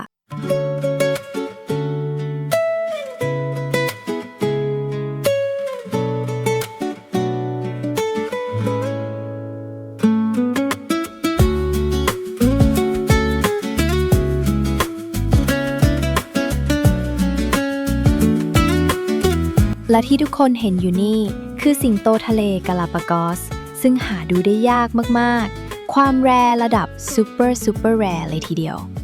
โดยปกติแล้วจะมีขนสีน้ำตาลเข้มการได้บังเอิญเจอตัวที่เป็นสีบลอนด์ทองนอนหลับปุ๋ยอยู่บนโขดหินแบบนี้ถือว่าโชคดีมากๆเพราะอัตราการเกิดสีนี้ตามธรรมชาตินั้นต่ำมากค่ะ Memories just you and me traveling free with Towel and the way we go The way we go, the way we go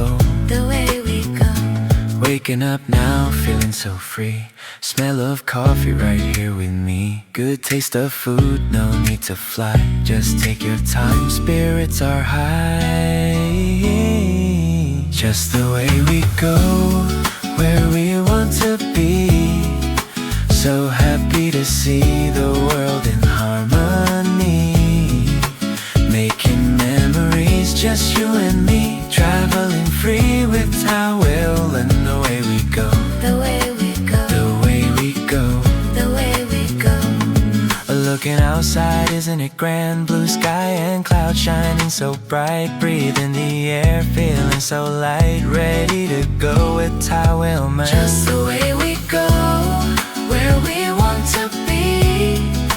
So happy to see the world in harmony.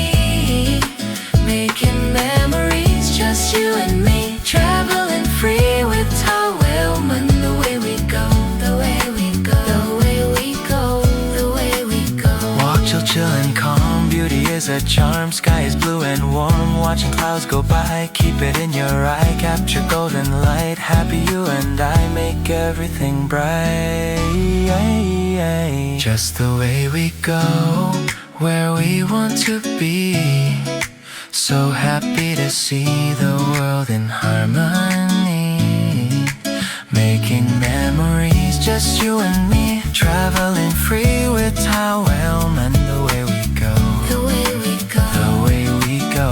the way we go. Get the bags ready, let's go have some fun. Just you and me, everywhere we run. Joy has just begun on this road so long. Keep the dream so strong, go around the world. Just the way we go, where we want to be.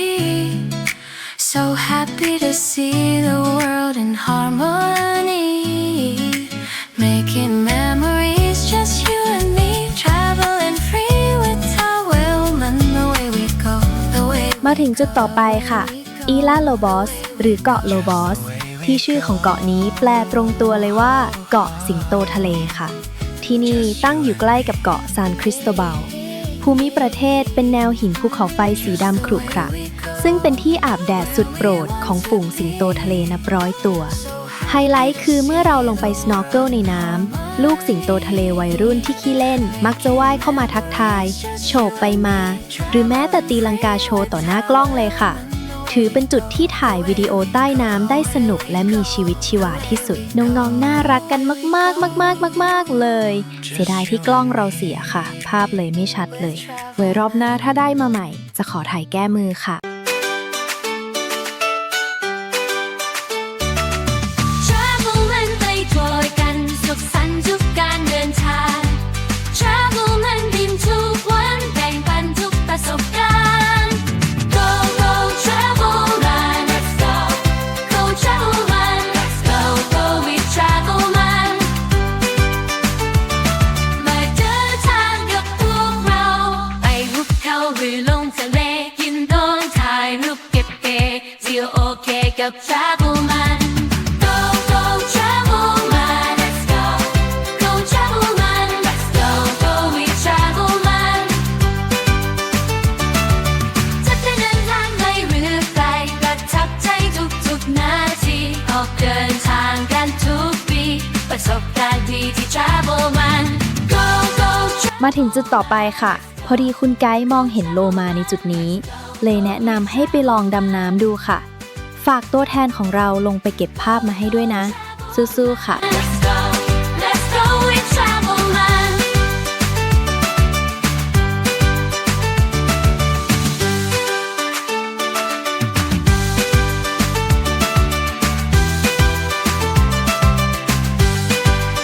เจอแล้วค่ะฝูงโลมาปากขวด Bottlenose Dolphins เจ้าแห่งความเร็วและขี้เล่นที่มักจะชอบว่ายน้ำเล่นเกลียวคลื่นที่หน้าหัวเรือหรือบางครั้งก็โฉบเข้ามาทักทายนักดำน้ำด้วยความอยากรู้อยากเห็นค่ะการได้ดำน้ำแล้วบังเอิญเจอฝูงโลมาป่าแบบนี้ก็ถือเป็นโบนัสก้อนโตของทริปที่ทำเอาใจฟูได้เลยค่ะและที่เจอต่อไปก็คือฉลามครีบขาว White-tipped Reef Sharks หรือที่คนท้องถิ่นในกาลาปากอสเรียกว่า Tintoreras แก๊งฉลามขี้เซาช่วงกลางวันพวกมันสามารถนอนนิ่งๆบนพื้นทรายหรือซอกหินภูเขาไฟได้ในช่วงกลางวันเราจึงมักเห็นพวกมันนอนพักผ่อนรวมตัวกันเป็นกลุ่มใหญ่ก่อนจะออกล่าเหยื่ออย่างจริงจังในเวลากลางคืนถึงแม้ชื่อจะเป็นฉลามแต่ฉลามครีบขาวนั้นรักสงบและแทบจะไม่มีประวัติทำร้ายมนุษย์เลยค่ะการได้ snorkeling และลอยตัวดูพวกมันนอนหลับอยู่ใต้น้ำอย่างใกล้ชิดถือเป็นประสบการณ์ที่ตื่นเต้นและหาทำได้ยากมากๆค่ะ เก็บของพร้อมออกเดินทางกระเป๋าวางแล้วเช็คอิน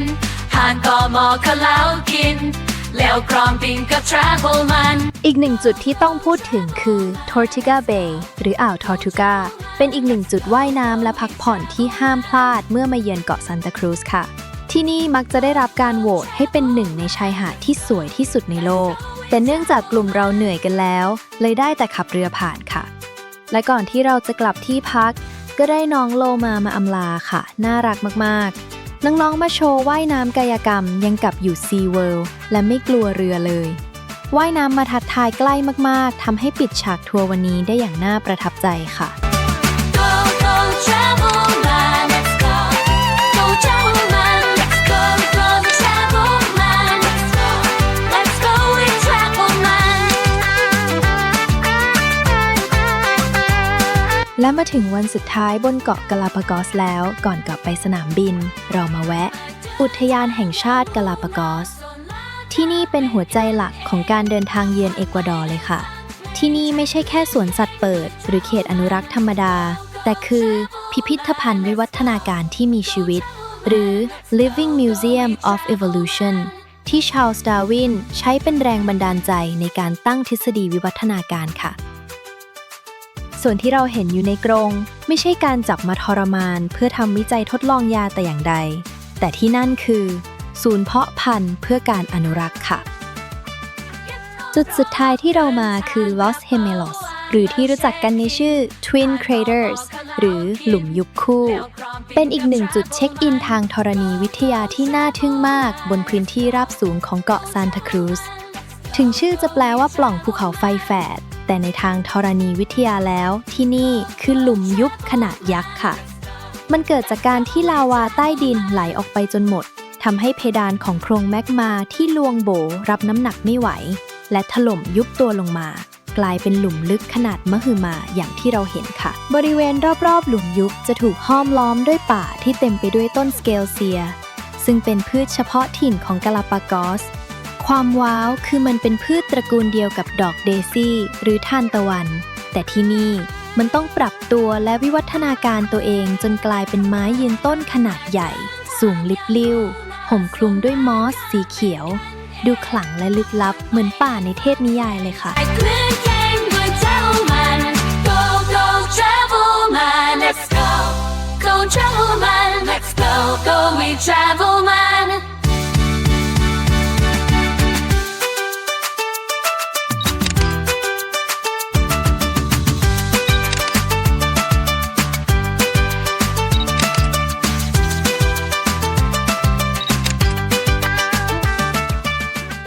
ไปลุยต่อกันค่ะวันนี้เราจะบินโหดๆเลยทั้งหมด4ต่อจากเกาะกาลาปากอสกลับไปกอยาคิว2ชั่วโมงยังไม่พอ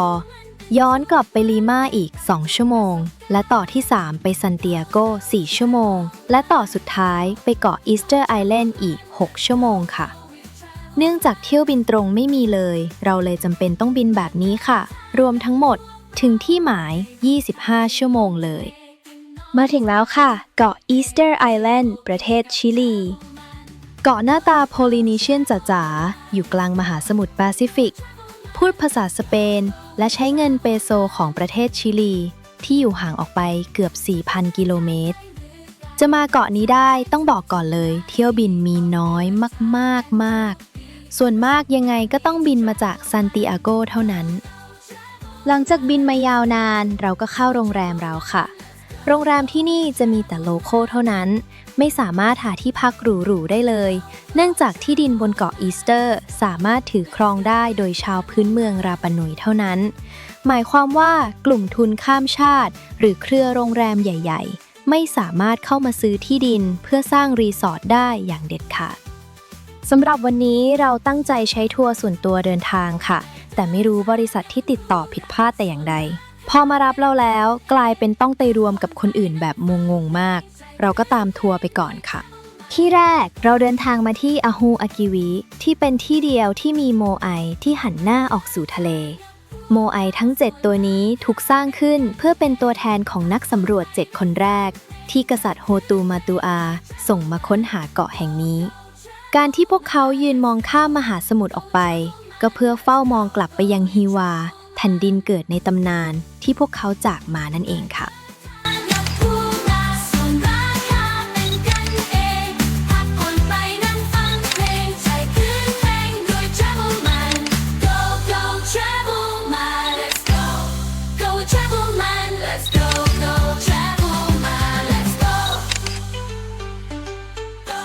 มาต่อกันที่อาฮุทาไฮ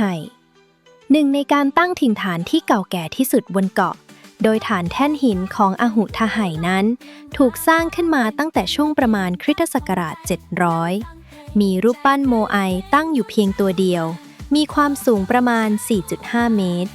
เชื่อว่ากษัตริย์หรือผู้นำระดับสูงองค์สุดท้ายของเกาะ ถูกฝังไว้ที่อหุทไหแห่งนี้ค่ะ มาเดินทางกับพวกเราส่วนราคาเป็นกันเองพักผ่อนไปนั่งฟังเพลงใจคืนเพลงโดย Travel Man Go Go Travel Man Let's go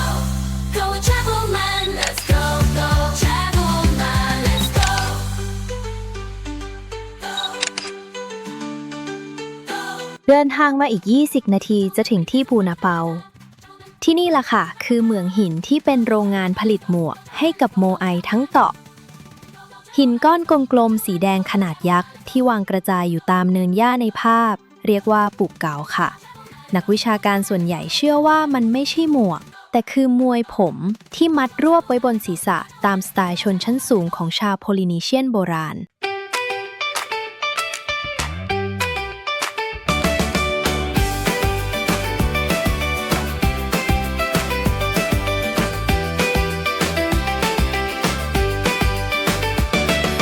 Travel มันไปด้วยกันสุขสันต์ทุกการเดินทาง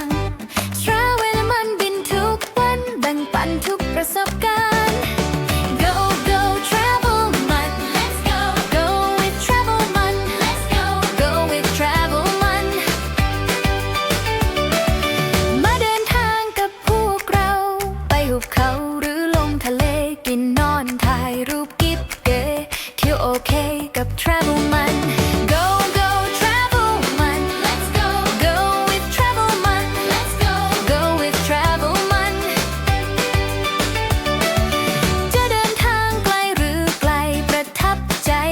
ทุกนาทีออกเดินทาง สำหรับวันนี้จริงๆ แล้วทัวร์ยังไม่จบ แต่เราขอยกเลิกทัวร์ไปก่อน เนื่องจากเราจองแบบ private ไว้ แต่ไปโดนรวมกลุ่ม และเสียเวลามากๆ กับการจอยกับคนอื่นๆ ใครที่จะมาที่นี่ก็ระวังค่ะ จะโดนโกงแบบนี้เช่นกัน หากมาถึง 6 คนแล้วราคาที่จ่ายจะได้กลุ่ม private อยู่แล้ว อย่าไปให้โดนบริษัท local เอาเปรียบค่ะ ถ้าเที่ยวแบบ private แล้วจะไปไหนก็ได้ เมื่อไหร่ก็ได้ เราจึงจะใช้บริษัทอื่นในการเดินทางวันพรุ่งนี้แทนค่ะ ใจคลื่นเพลงด้วย Travel มัน Go เก็บของพร้อมออกเดินทางกระเป๋าวางแล้วเช็คอิน ผ่านตม.เข้าเล่ากิน เราพร้อมบินกับ Travel มัน Go Go Travel มัน Let's go Go with Travel มัน Let's go Go with Travel มัน มาเดินทางอย่างหรูหราส่วนราคาเป็นกันเอง พักผ่อนไปนั่งฟังเพลงใจคลื่นเครงด้วย Travel มัน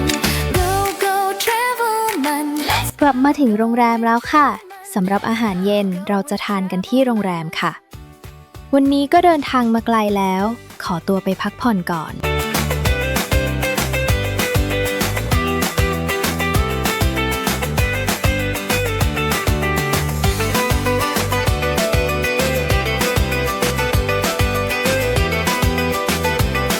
อรุณสวัสดิ์ค่ะ เช้าวันนี้เราก็ต้องฝากท้องไว้กับอาหารเช้าโรงแรมเช่นเคย และก็มารอทัวร์ของเราค่ะ ดูซิว่าวันนี้จะได้ private จริงๆไหม กลัวจะโดนโกงเหมือนเมื่อวานอีกค่ะ และแล้วรถของเรามาแล้ว เย้ ได้ private สักที วันนี้จะได้เที่ยวอย่างชิลๆหน่อย สบายๆในแบบของเรา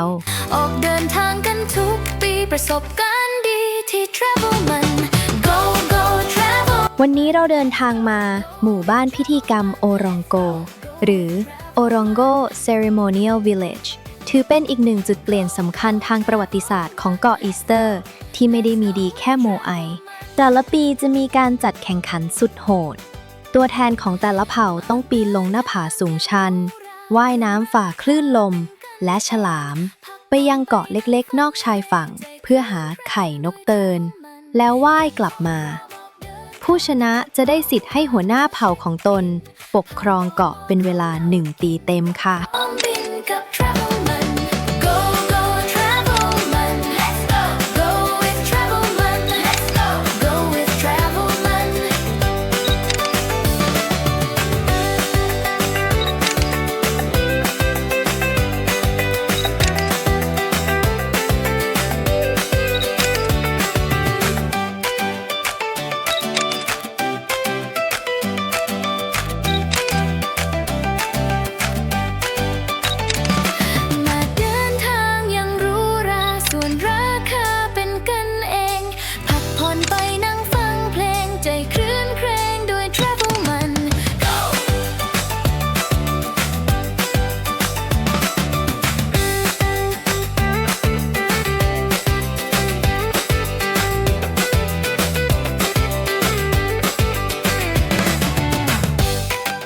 เดินต่อมาอีกนิดนึงเราจะถึงจุดชมวิวปล่องภูเขาไฟ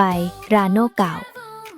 ปล่องภูเขาไฟนี้มีความกว้างกว่า1กิโลเมตรภายในเป็นทะเลสาบน้ำจืดขนาดใหญ่ที่ผิวน้ำปกคลุมไปด้วยพืชน้ำที่เรียกว่าต้นกกโทโทราในอดีตที่นี่คือแหล่งน้ำจืดที่สำคัญที่สุดที่หล่อเลี้ยงชีวิตชาวราปานุบนเกาะที่แห้งแล้งแห่งนี้ค่ะด้วยความลึกกว่า200เมตรขอบปล่องภูเขาไฟได้ทำหน้าที่เป็นกำแพงขนาดยักษ์ที่ช่วยบังลมพายุและไอเค็มจากทะเลทำให้สภาพอากาศภายในปล่องมีความอบอุ่นและชุ่มชื้นชาวราปานุยีโบราณจึงใช้ก้นปล่องนี้เป็นพื้นที่ปลูกพืชพันธุ์ต่างๆที่ต้องการการดูแลเป็นพิเศษเช่นองุ่นมะเดื่อและอะโวคาโดถือเป็นภูมิปัญญาการเอาตัวรอดที่ยอดเยี่ยมมากค่ะ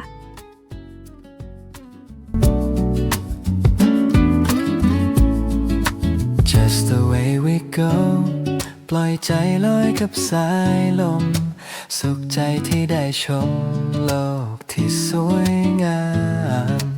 เก็บเวลาดีๆ Just you and me เดินทาง happy กับเธอ well มัน the way we go The way we go the way we go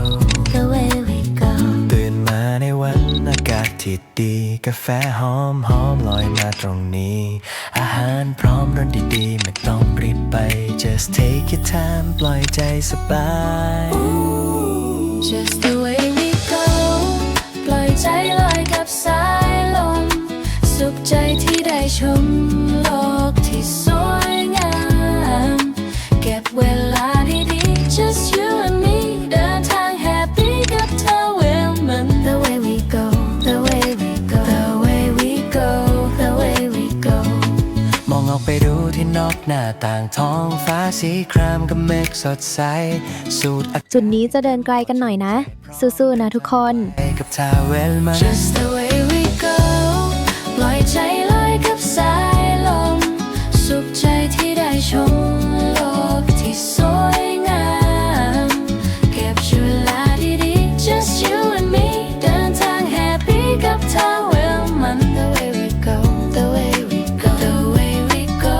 The way we go เดินชิวๆอย่างช้าๆทิวทัศน์งดงามเมฆหมอกจางๆนั่งมองตามสบายถ่ายรูปเก็บเอาไว้ Capture golden light รอยยิ้มสดใส make everything bright Just the way we go ปล่อยใจลอยกับสายลมสุขใจที่ได้ชมโลกที่สวยงามเก็บเวลาดีๆ Just you and me เดินทาง happy กับเธอ well มัน The way we go The way we go The way we go The way we go เตรียมกระเป๋าคู่กาย Let's enjoy ด้วยกันแค่มีเธอกับฉันทุกวันทุกแห่งหนความจำสุขเปี่ยมล้นบนทุกเส้นทางเติมไฟฝันให้สว่าง Go around the world Just the way we go ปล่อยใจลอยกับสายลมสุขใจที่ได้ ตอนนี้เราจะเดินไปที่อาฮูไวฮูยุคมืดแห่งสงคราม The Huri Moai Period โมไอที่ล้มระเนระนาดอยู่ตามชายฝั่งไม่ได้เกิดจากแผ่นดินไหวหรือพายุพัดนะคะแต่เกิดจากสงครามกลางเมืองเมื่อทรัพยากรบนเกาะเช่นต้นไม้เริ่มขาดแคลนเผ่าต่างๆจึงเริ่มทำสงครามแย่งชิงอาหารกันเองและวิธีทำลายขวัญกำลังใจศัตรูที่เจ็บปวดที่สุดคือการผลักโมไอของคู่แข่งให้ล้มลงค่ะที่เห็นอยู่คือบ้านพักอาศัยโบราณของชาวราปานุยเรียกว่าฮาเรแพงะหรือที่นักสำรวจมักเรียกกันติดปากว่าบ้านเรือคว่ำประตูทางเข้าเล็กและเตี้ยมากจนต้องคลานเข้าไปเพื่อป้องกันลมหนาวและลมเค็มจากทะเลพัดเข้าไปข้างในเอาไว้นอนอย่างเดียวค่ะ Travel man ไปด้วยกันสุขสันต์ทุกการเดินทาง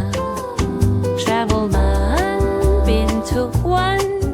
แบ่งปันทุกประสบการณ์ Go go Travel man Let's go Go go with Travel man Go go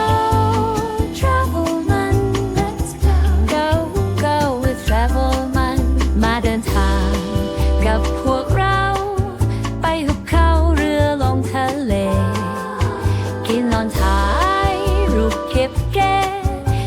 okay กับ Travel มัน Go Go Travel มัน เดินทางกันมาต่อที่ราโนะราราคุที่นี่คือไฮไลท์ระดับมงกุฎเพชรของเกาะอีสเตอร์เลยค่ะที่นี่ไม่ใช่ลานประกอบพิธีกรรมแต่เป็นเหมืองหินภูเขาไฟที่เปรียบเสมือนโรงงานผลิตโมไอของทั้งเกาะกว่า 95% ของโมไอทั้งหมดบนเกาะอีสเตอร์ถูกสกัดและแกะสลักขึ้นจากหินเท่าภูเขาไฟทัฟที่นี่เพียงแห่งเดียวค่ะไฮไลท์ที่ทำให้คนขนลุกคือจะมีโมไอเกือบ 400 ตัวที่ถูกทิ้งไว้ในสภาพยังสร้างไม่เสร็จกระจายอยู่ทั่วเนินเขาบางตัวกำลังถูกแกะสลักออกจากหน้าผาบางตัวกำลังถูกลำเลียงลงมาเหมือนกับว่าจู่ๆคนงานก็วางเครื่องมือและทิ้งงานไปเสียดื้อๆซึ่งยังคงเป็นปริศนาทางโบราณคดีมาจนถึงทุกวันนี้ค่ะคนส่วนใหญ่มักเรียกที่นี่ว่าหัวเกาะอีสเตอร์แต่จริงๆแล้วโมไอทุกตัวที่นี่มีลำตัวค่ะเพียงแต่การเวลาหลายร้อยปีทำให้ดินและตะกอนพัดมาทับถมจนมิดเหลือแต่ส่วนหัวและคอการขุดค้นทางโบราณคดีเผยให้เห็นว่าลำตัวที่ซ่อนอยู่ใต้ดินนั้นมีรายละเอียดการแกะสลักลวดลายที่สวยงามมาก Go Go Travel มัน Let's go Go Go with Travel มัน Go Go Travel มัน Let's go Go Go with Travel มัน Travel มันไปด้วยกันสุขสันต์ทุกการเดินทาง Travel มันบินทุกวันแบ่งปันทุกประสบการณ์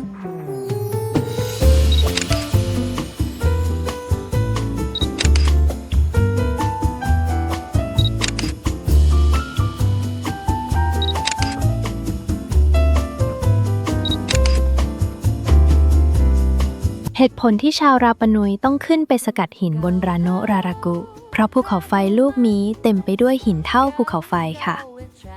หินชนิดนี้มีคุณสมบัติพิเศษคือตอนที่ยังอยู่ในเนื้อภูเขาไฟจะมีความอ่อนนุ่มสกัดและแกะสลักได้ง่ายมากด้วยเครื่องมือหินโบราณแต่เมื่อสกัดออกมาโดนอากาศและลมภายนอกหินจะแข็งตัวขึ้นและทนทานต่อสภาพอากาศด้วยวัสดุชั้นเลิศที่มีอยู่แค่จุดนี้จุดเดียวพวกเขาจึงต้องเปลี่ยนภูเขาทั้งลูกให้กลายเป็นโรงงานผลิตโมไอค่ะสำหรับคำถามที่ว่าขนย้ายโมไอยักษ์กันยังไงเรื่องนี้เป็นปริศนาโลกแตกมานานแต่ทฤษฎีที่ได้รับการยอมรับมากที่สุดในปัจจุบันจากการทดลองของนักโบราณคดี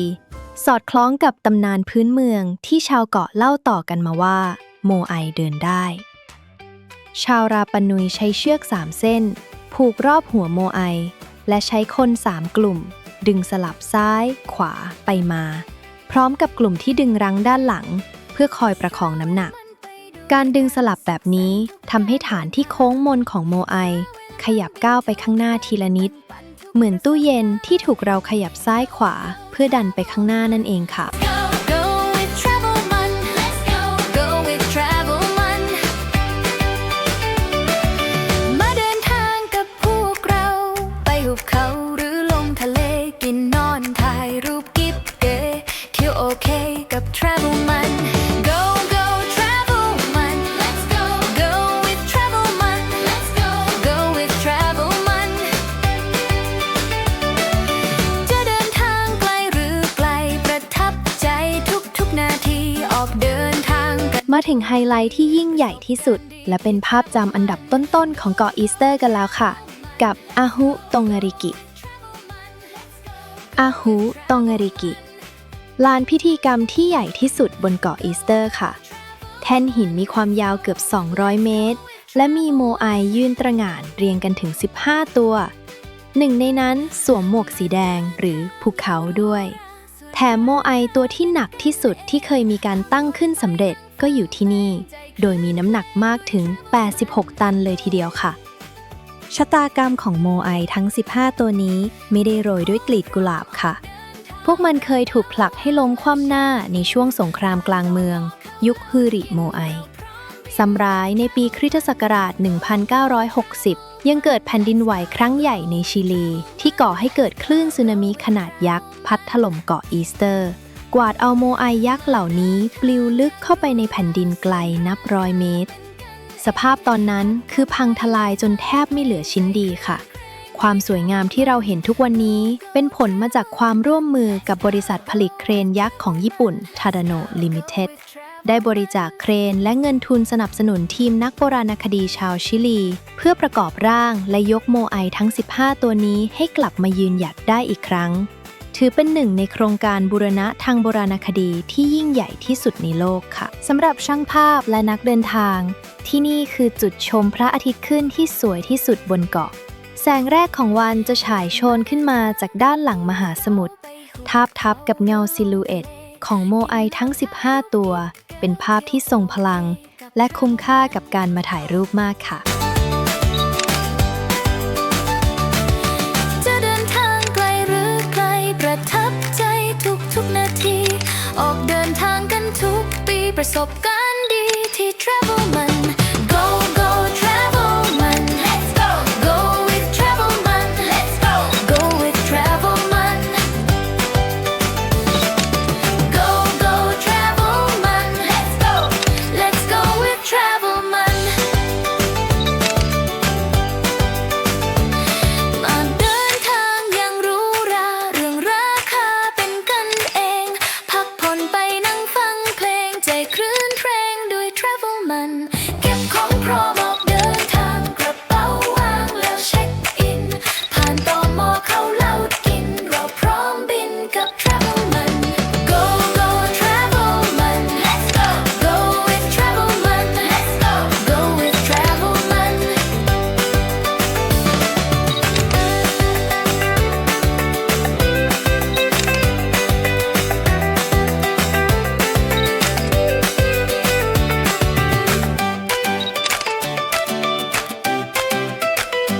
จุดสุดท้ายที่เราเดินทางในวันนี้จะมาจบที่เตปิโตะกุระหรือที่รู้จักกันในนามสะดือของโลกถือเป็นจุดที่เต็มไปด้วยพลังงานทางจิตวิญญาณและตำนานที่ขลังที่สุดของเกาะอีสเตอร์เลยค่ะไฮไลท์ของที่นี่คือหินทรงกลมเกลี้ยงกลาวขนาดใหญ่ที่ถูกล้อมรอบด้วยหินก้อนเล็ก4ก้อนตามตำนานเล่าว่ากษัตริย์องค์แรกของราปานุยได้นำหินก้อนนี้ติดเรือมาจากฮิวาแผ่นดินเกิดที่จมลงสู่ทะเลหินก้อนนี้มีคุณสมบัติทางแม่เหล็กสูงมากหากนำเข็มทิศไปวางใกล้ๆเข็มทิศจะหมุนวนจนรวนไปหมดเลยค่ะชาวเกาะเชื่อว่าหินก้อนนี้คือจุดศูนย์รวมของมานาหรือพลังงานศักดิ์สิทธิ์ของโลกในอดีตผู้คนมักจะมานั่งล้อมวงและวางมือบนหินเพื่อดูดซับพลังงานบวกและรักษาโรค Waking up now, feeling so free. Smell of coffee right here with me. Good taste of food, no need to fly. Just take your time, spirits are high. Just the way we go, where we want to be. วันสุดท้ายที่เกาะอีสเตอร์ไอแลนด์แล้วค่ะในวันนี้เราจะบินกลับกันแล้วด้วยสายการบินลาตัมเช่นเคยใช้เวลาบิน4 ชั่วโมงครึ่งไปยังเมืองซันติอาโกซึ่งเราจะพักที่นี่อีก1 คืนค่ะซันติอาโกคือเมืองหลวงและเมืองที่ใหญ่ที่สุดของประเทศชิลีและเป็นศูนย์กลางสำคัญหรือเกตเวย์สำหรับนักเดินทางจากทั่วโลกจุดขายที่ทรงพลังที่สุดของเมืองนี้คือโลเคชันค่ะซันติอาโกตั้งอยู่ในหุบเขาและถูกโอบล้อมด้วยเทือกเขาแอนดีสอันยิ่งใหญ่มีเสน่ห์ของการผสมผสานเช่นจะไปชมสถาปัตยกรรมยุคอาณานิคมสเปนสุดคลาสสิกได้ที่จัตุรัสกลางเมือง Plaza de Armas ส่วนในวันสุดท้ายนี้เราเลือกไปเดินเล่นที่ Mercado Central หรือตลาดกลางซันติอาโกที่มีขายของที่ระลึกมากมายและยังเป็นศูนย์รวมอาหารทะเลที่สดและอลังการที่สุดจากชายฝั่งมหาสมุทรแปซิฟิกอันยาวเหยียดของชิลีค่ะและกลางตลาดจะมีรูปปั้นทองสำริดที่ออกแบบเป็นคนกำลังเทน้ำจากถังไม่ได้มีไว้แค่ประดับตกแต่งแต่เป็นจุดนัดพบยอดฮิตและเป็นสัญลักษณ์ของความอุดมสมบูรณ์ที่หล่อเลี้ยงชาวเมืองมาอย่างยาวนานค่ะที่นี่ถูกใจคุณอำไพมากค่ะได้ช้อปปิ้งอย่างสนุกสนานจากสุดขอบทวีปอเมริกาใต้บินกลับไทยเราจะบินจากซันติอาโกข้ามมหาสมุทรกลับไปที่เมลเบิร์นรวม15 ชั่วโมงเต็มและเราจะต่อเครื่องด้วยสายการบินไทยกลับกรุงเทพอีก9 ชั่วโมงครึ่งรวมแล้วอยู่บนเครื่องบินเกิน1 วันเต็มๆเลยทีเดียวค่ะ และแล้วการเดินทางอันแสนยาวนานก็เดินทางมาถึงจุดสิ้นสุดค่ะ แต่เชื่อไหมคะว่าการเดินทางอาจมีวันจบ แต่ความทรงจำที่เกิดขึ้นจะไม่มีวันสิ้นสุดลงอย่างแน่นอน ทุกก้าวที่เดิน ทุกไมล์ที่บิน ทุกรอยยิ้มและเรื่องราวที่พบเจอระหว่างทาง มันคือกำไรชีวิตที่หาซื้อไม่ได้จากที่ไหน โลกใบนี้ยังมีอะไรให้เราออกไปค้นหาอีกมากมายจริงๆค่ะ หวังว่าภาพความประทับใจทั้งหมดนี้จะเป็นแรงบันดาลใจให้ทุกคนกล้าที่จะแพ็คกระเป๋า แล้วออกไปเขียนบันทึกการเดินทางในแบบของตัวเองนะคะ ขอบคุณที่ติดตามและร่วมออกเดินทางเปิดโลกกว้างไปด้วยกันมาตลอดทั้งทริป และพบกันใหม่ในการเดินทางครั้งหน้า ขอให้ทุกคนเดินทางด้วยความคุ้มค่าและมีความสุขในทุกเส้นทางค่ะ สวัสดีค่ะ The way we go, the way we go, the way we go. Just you and me, With travel men. the way we go.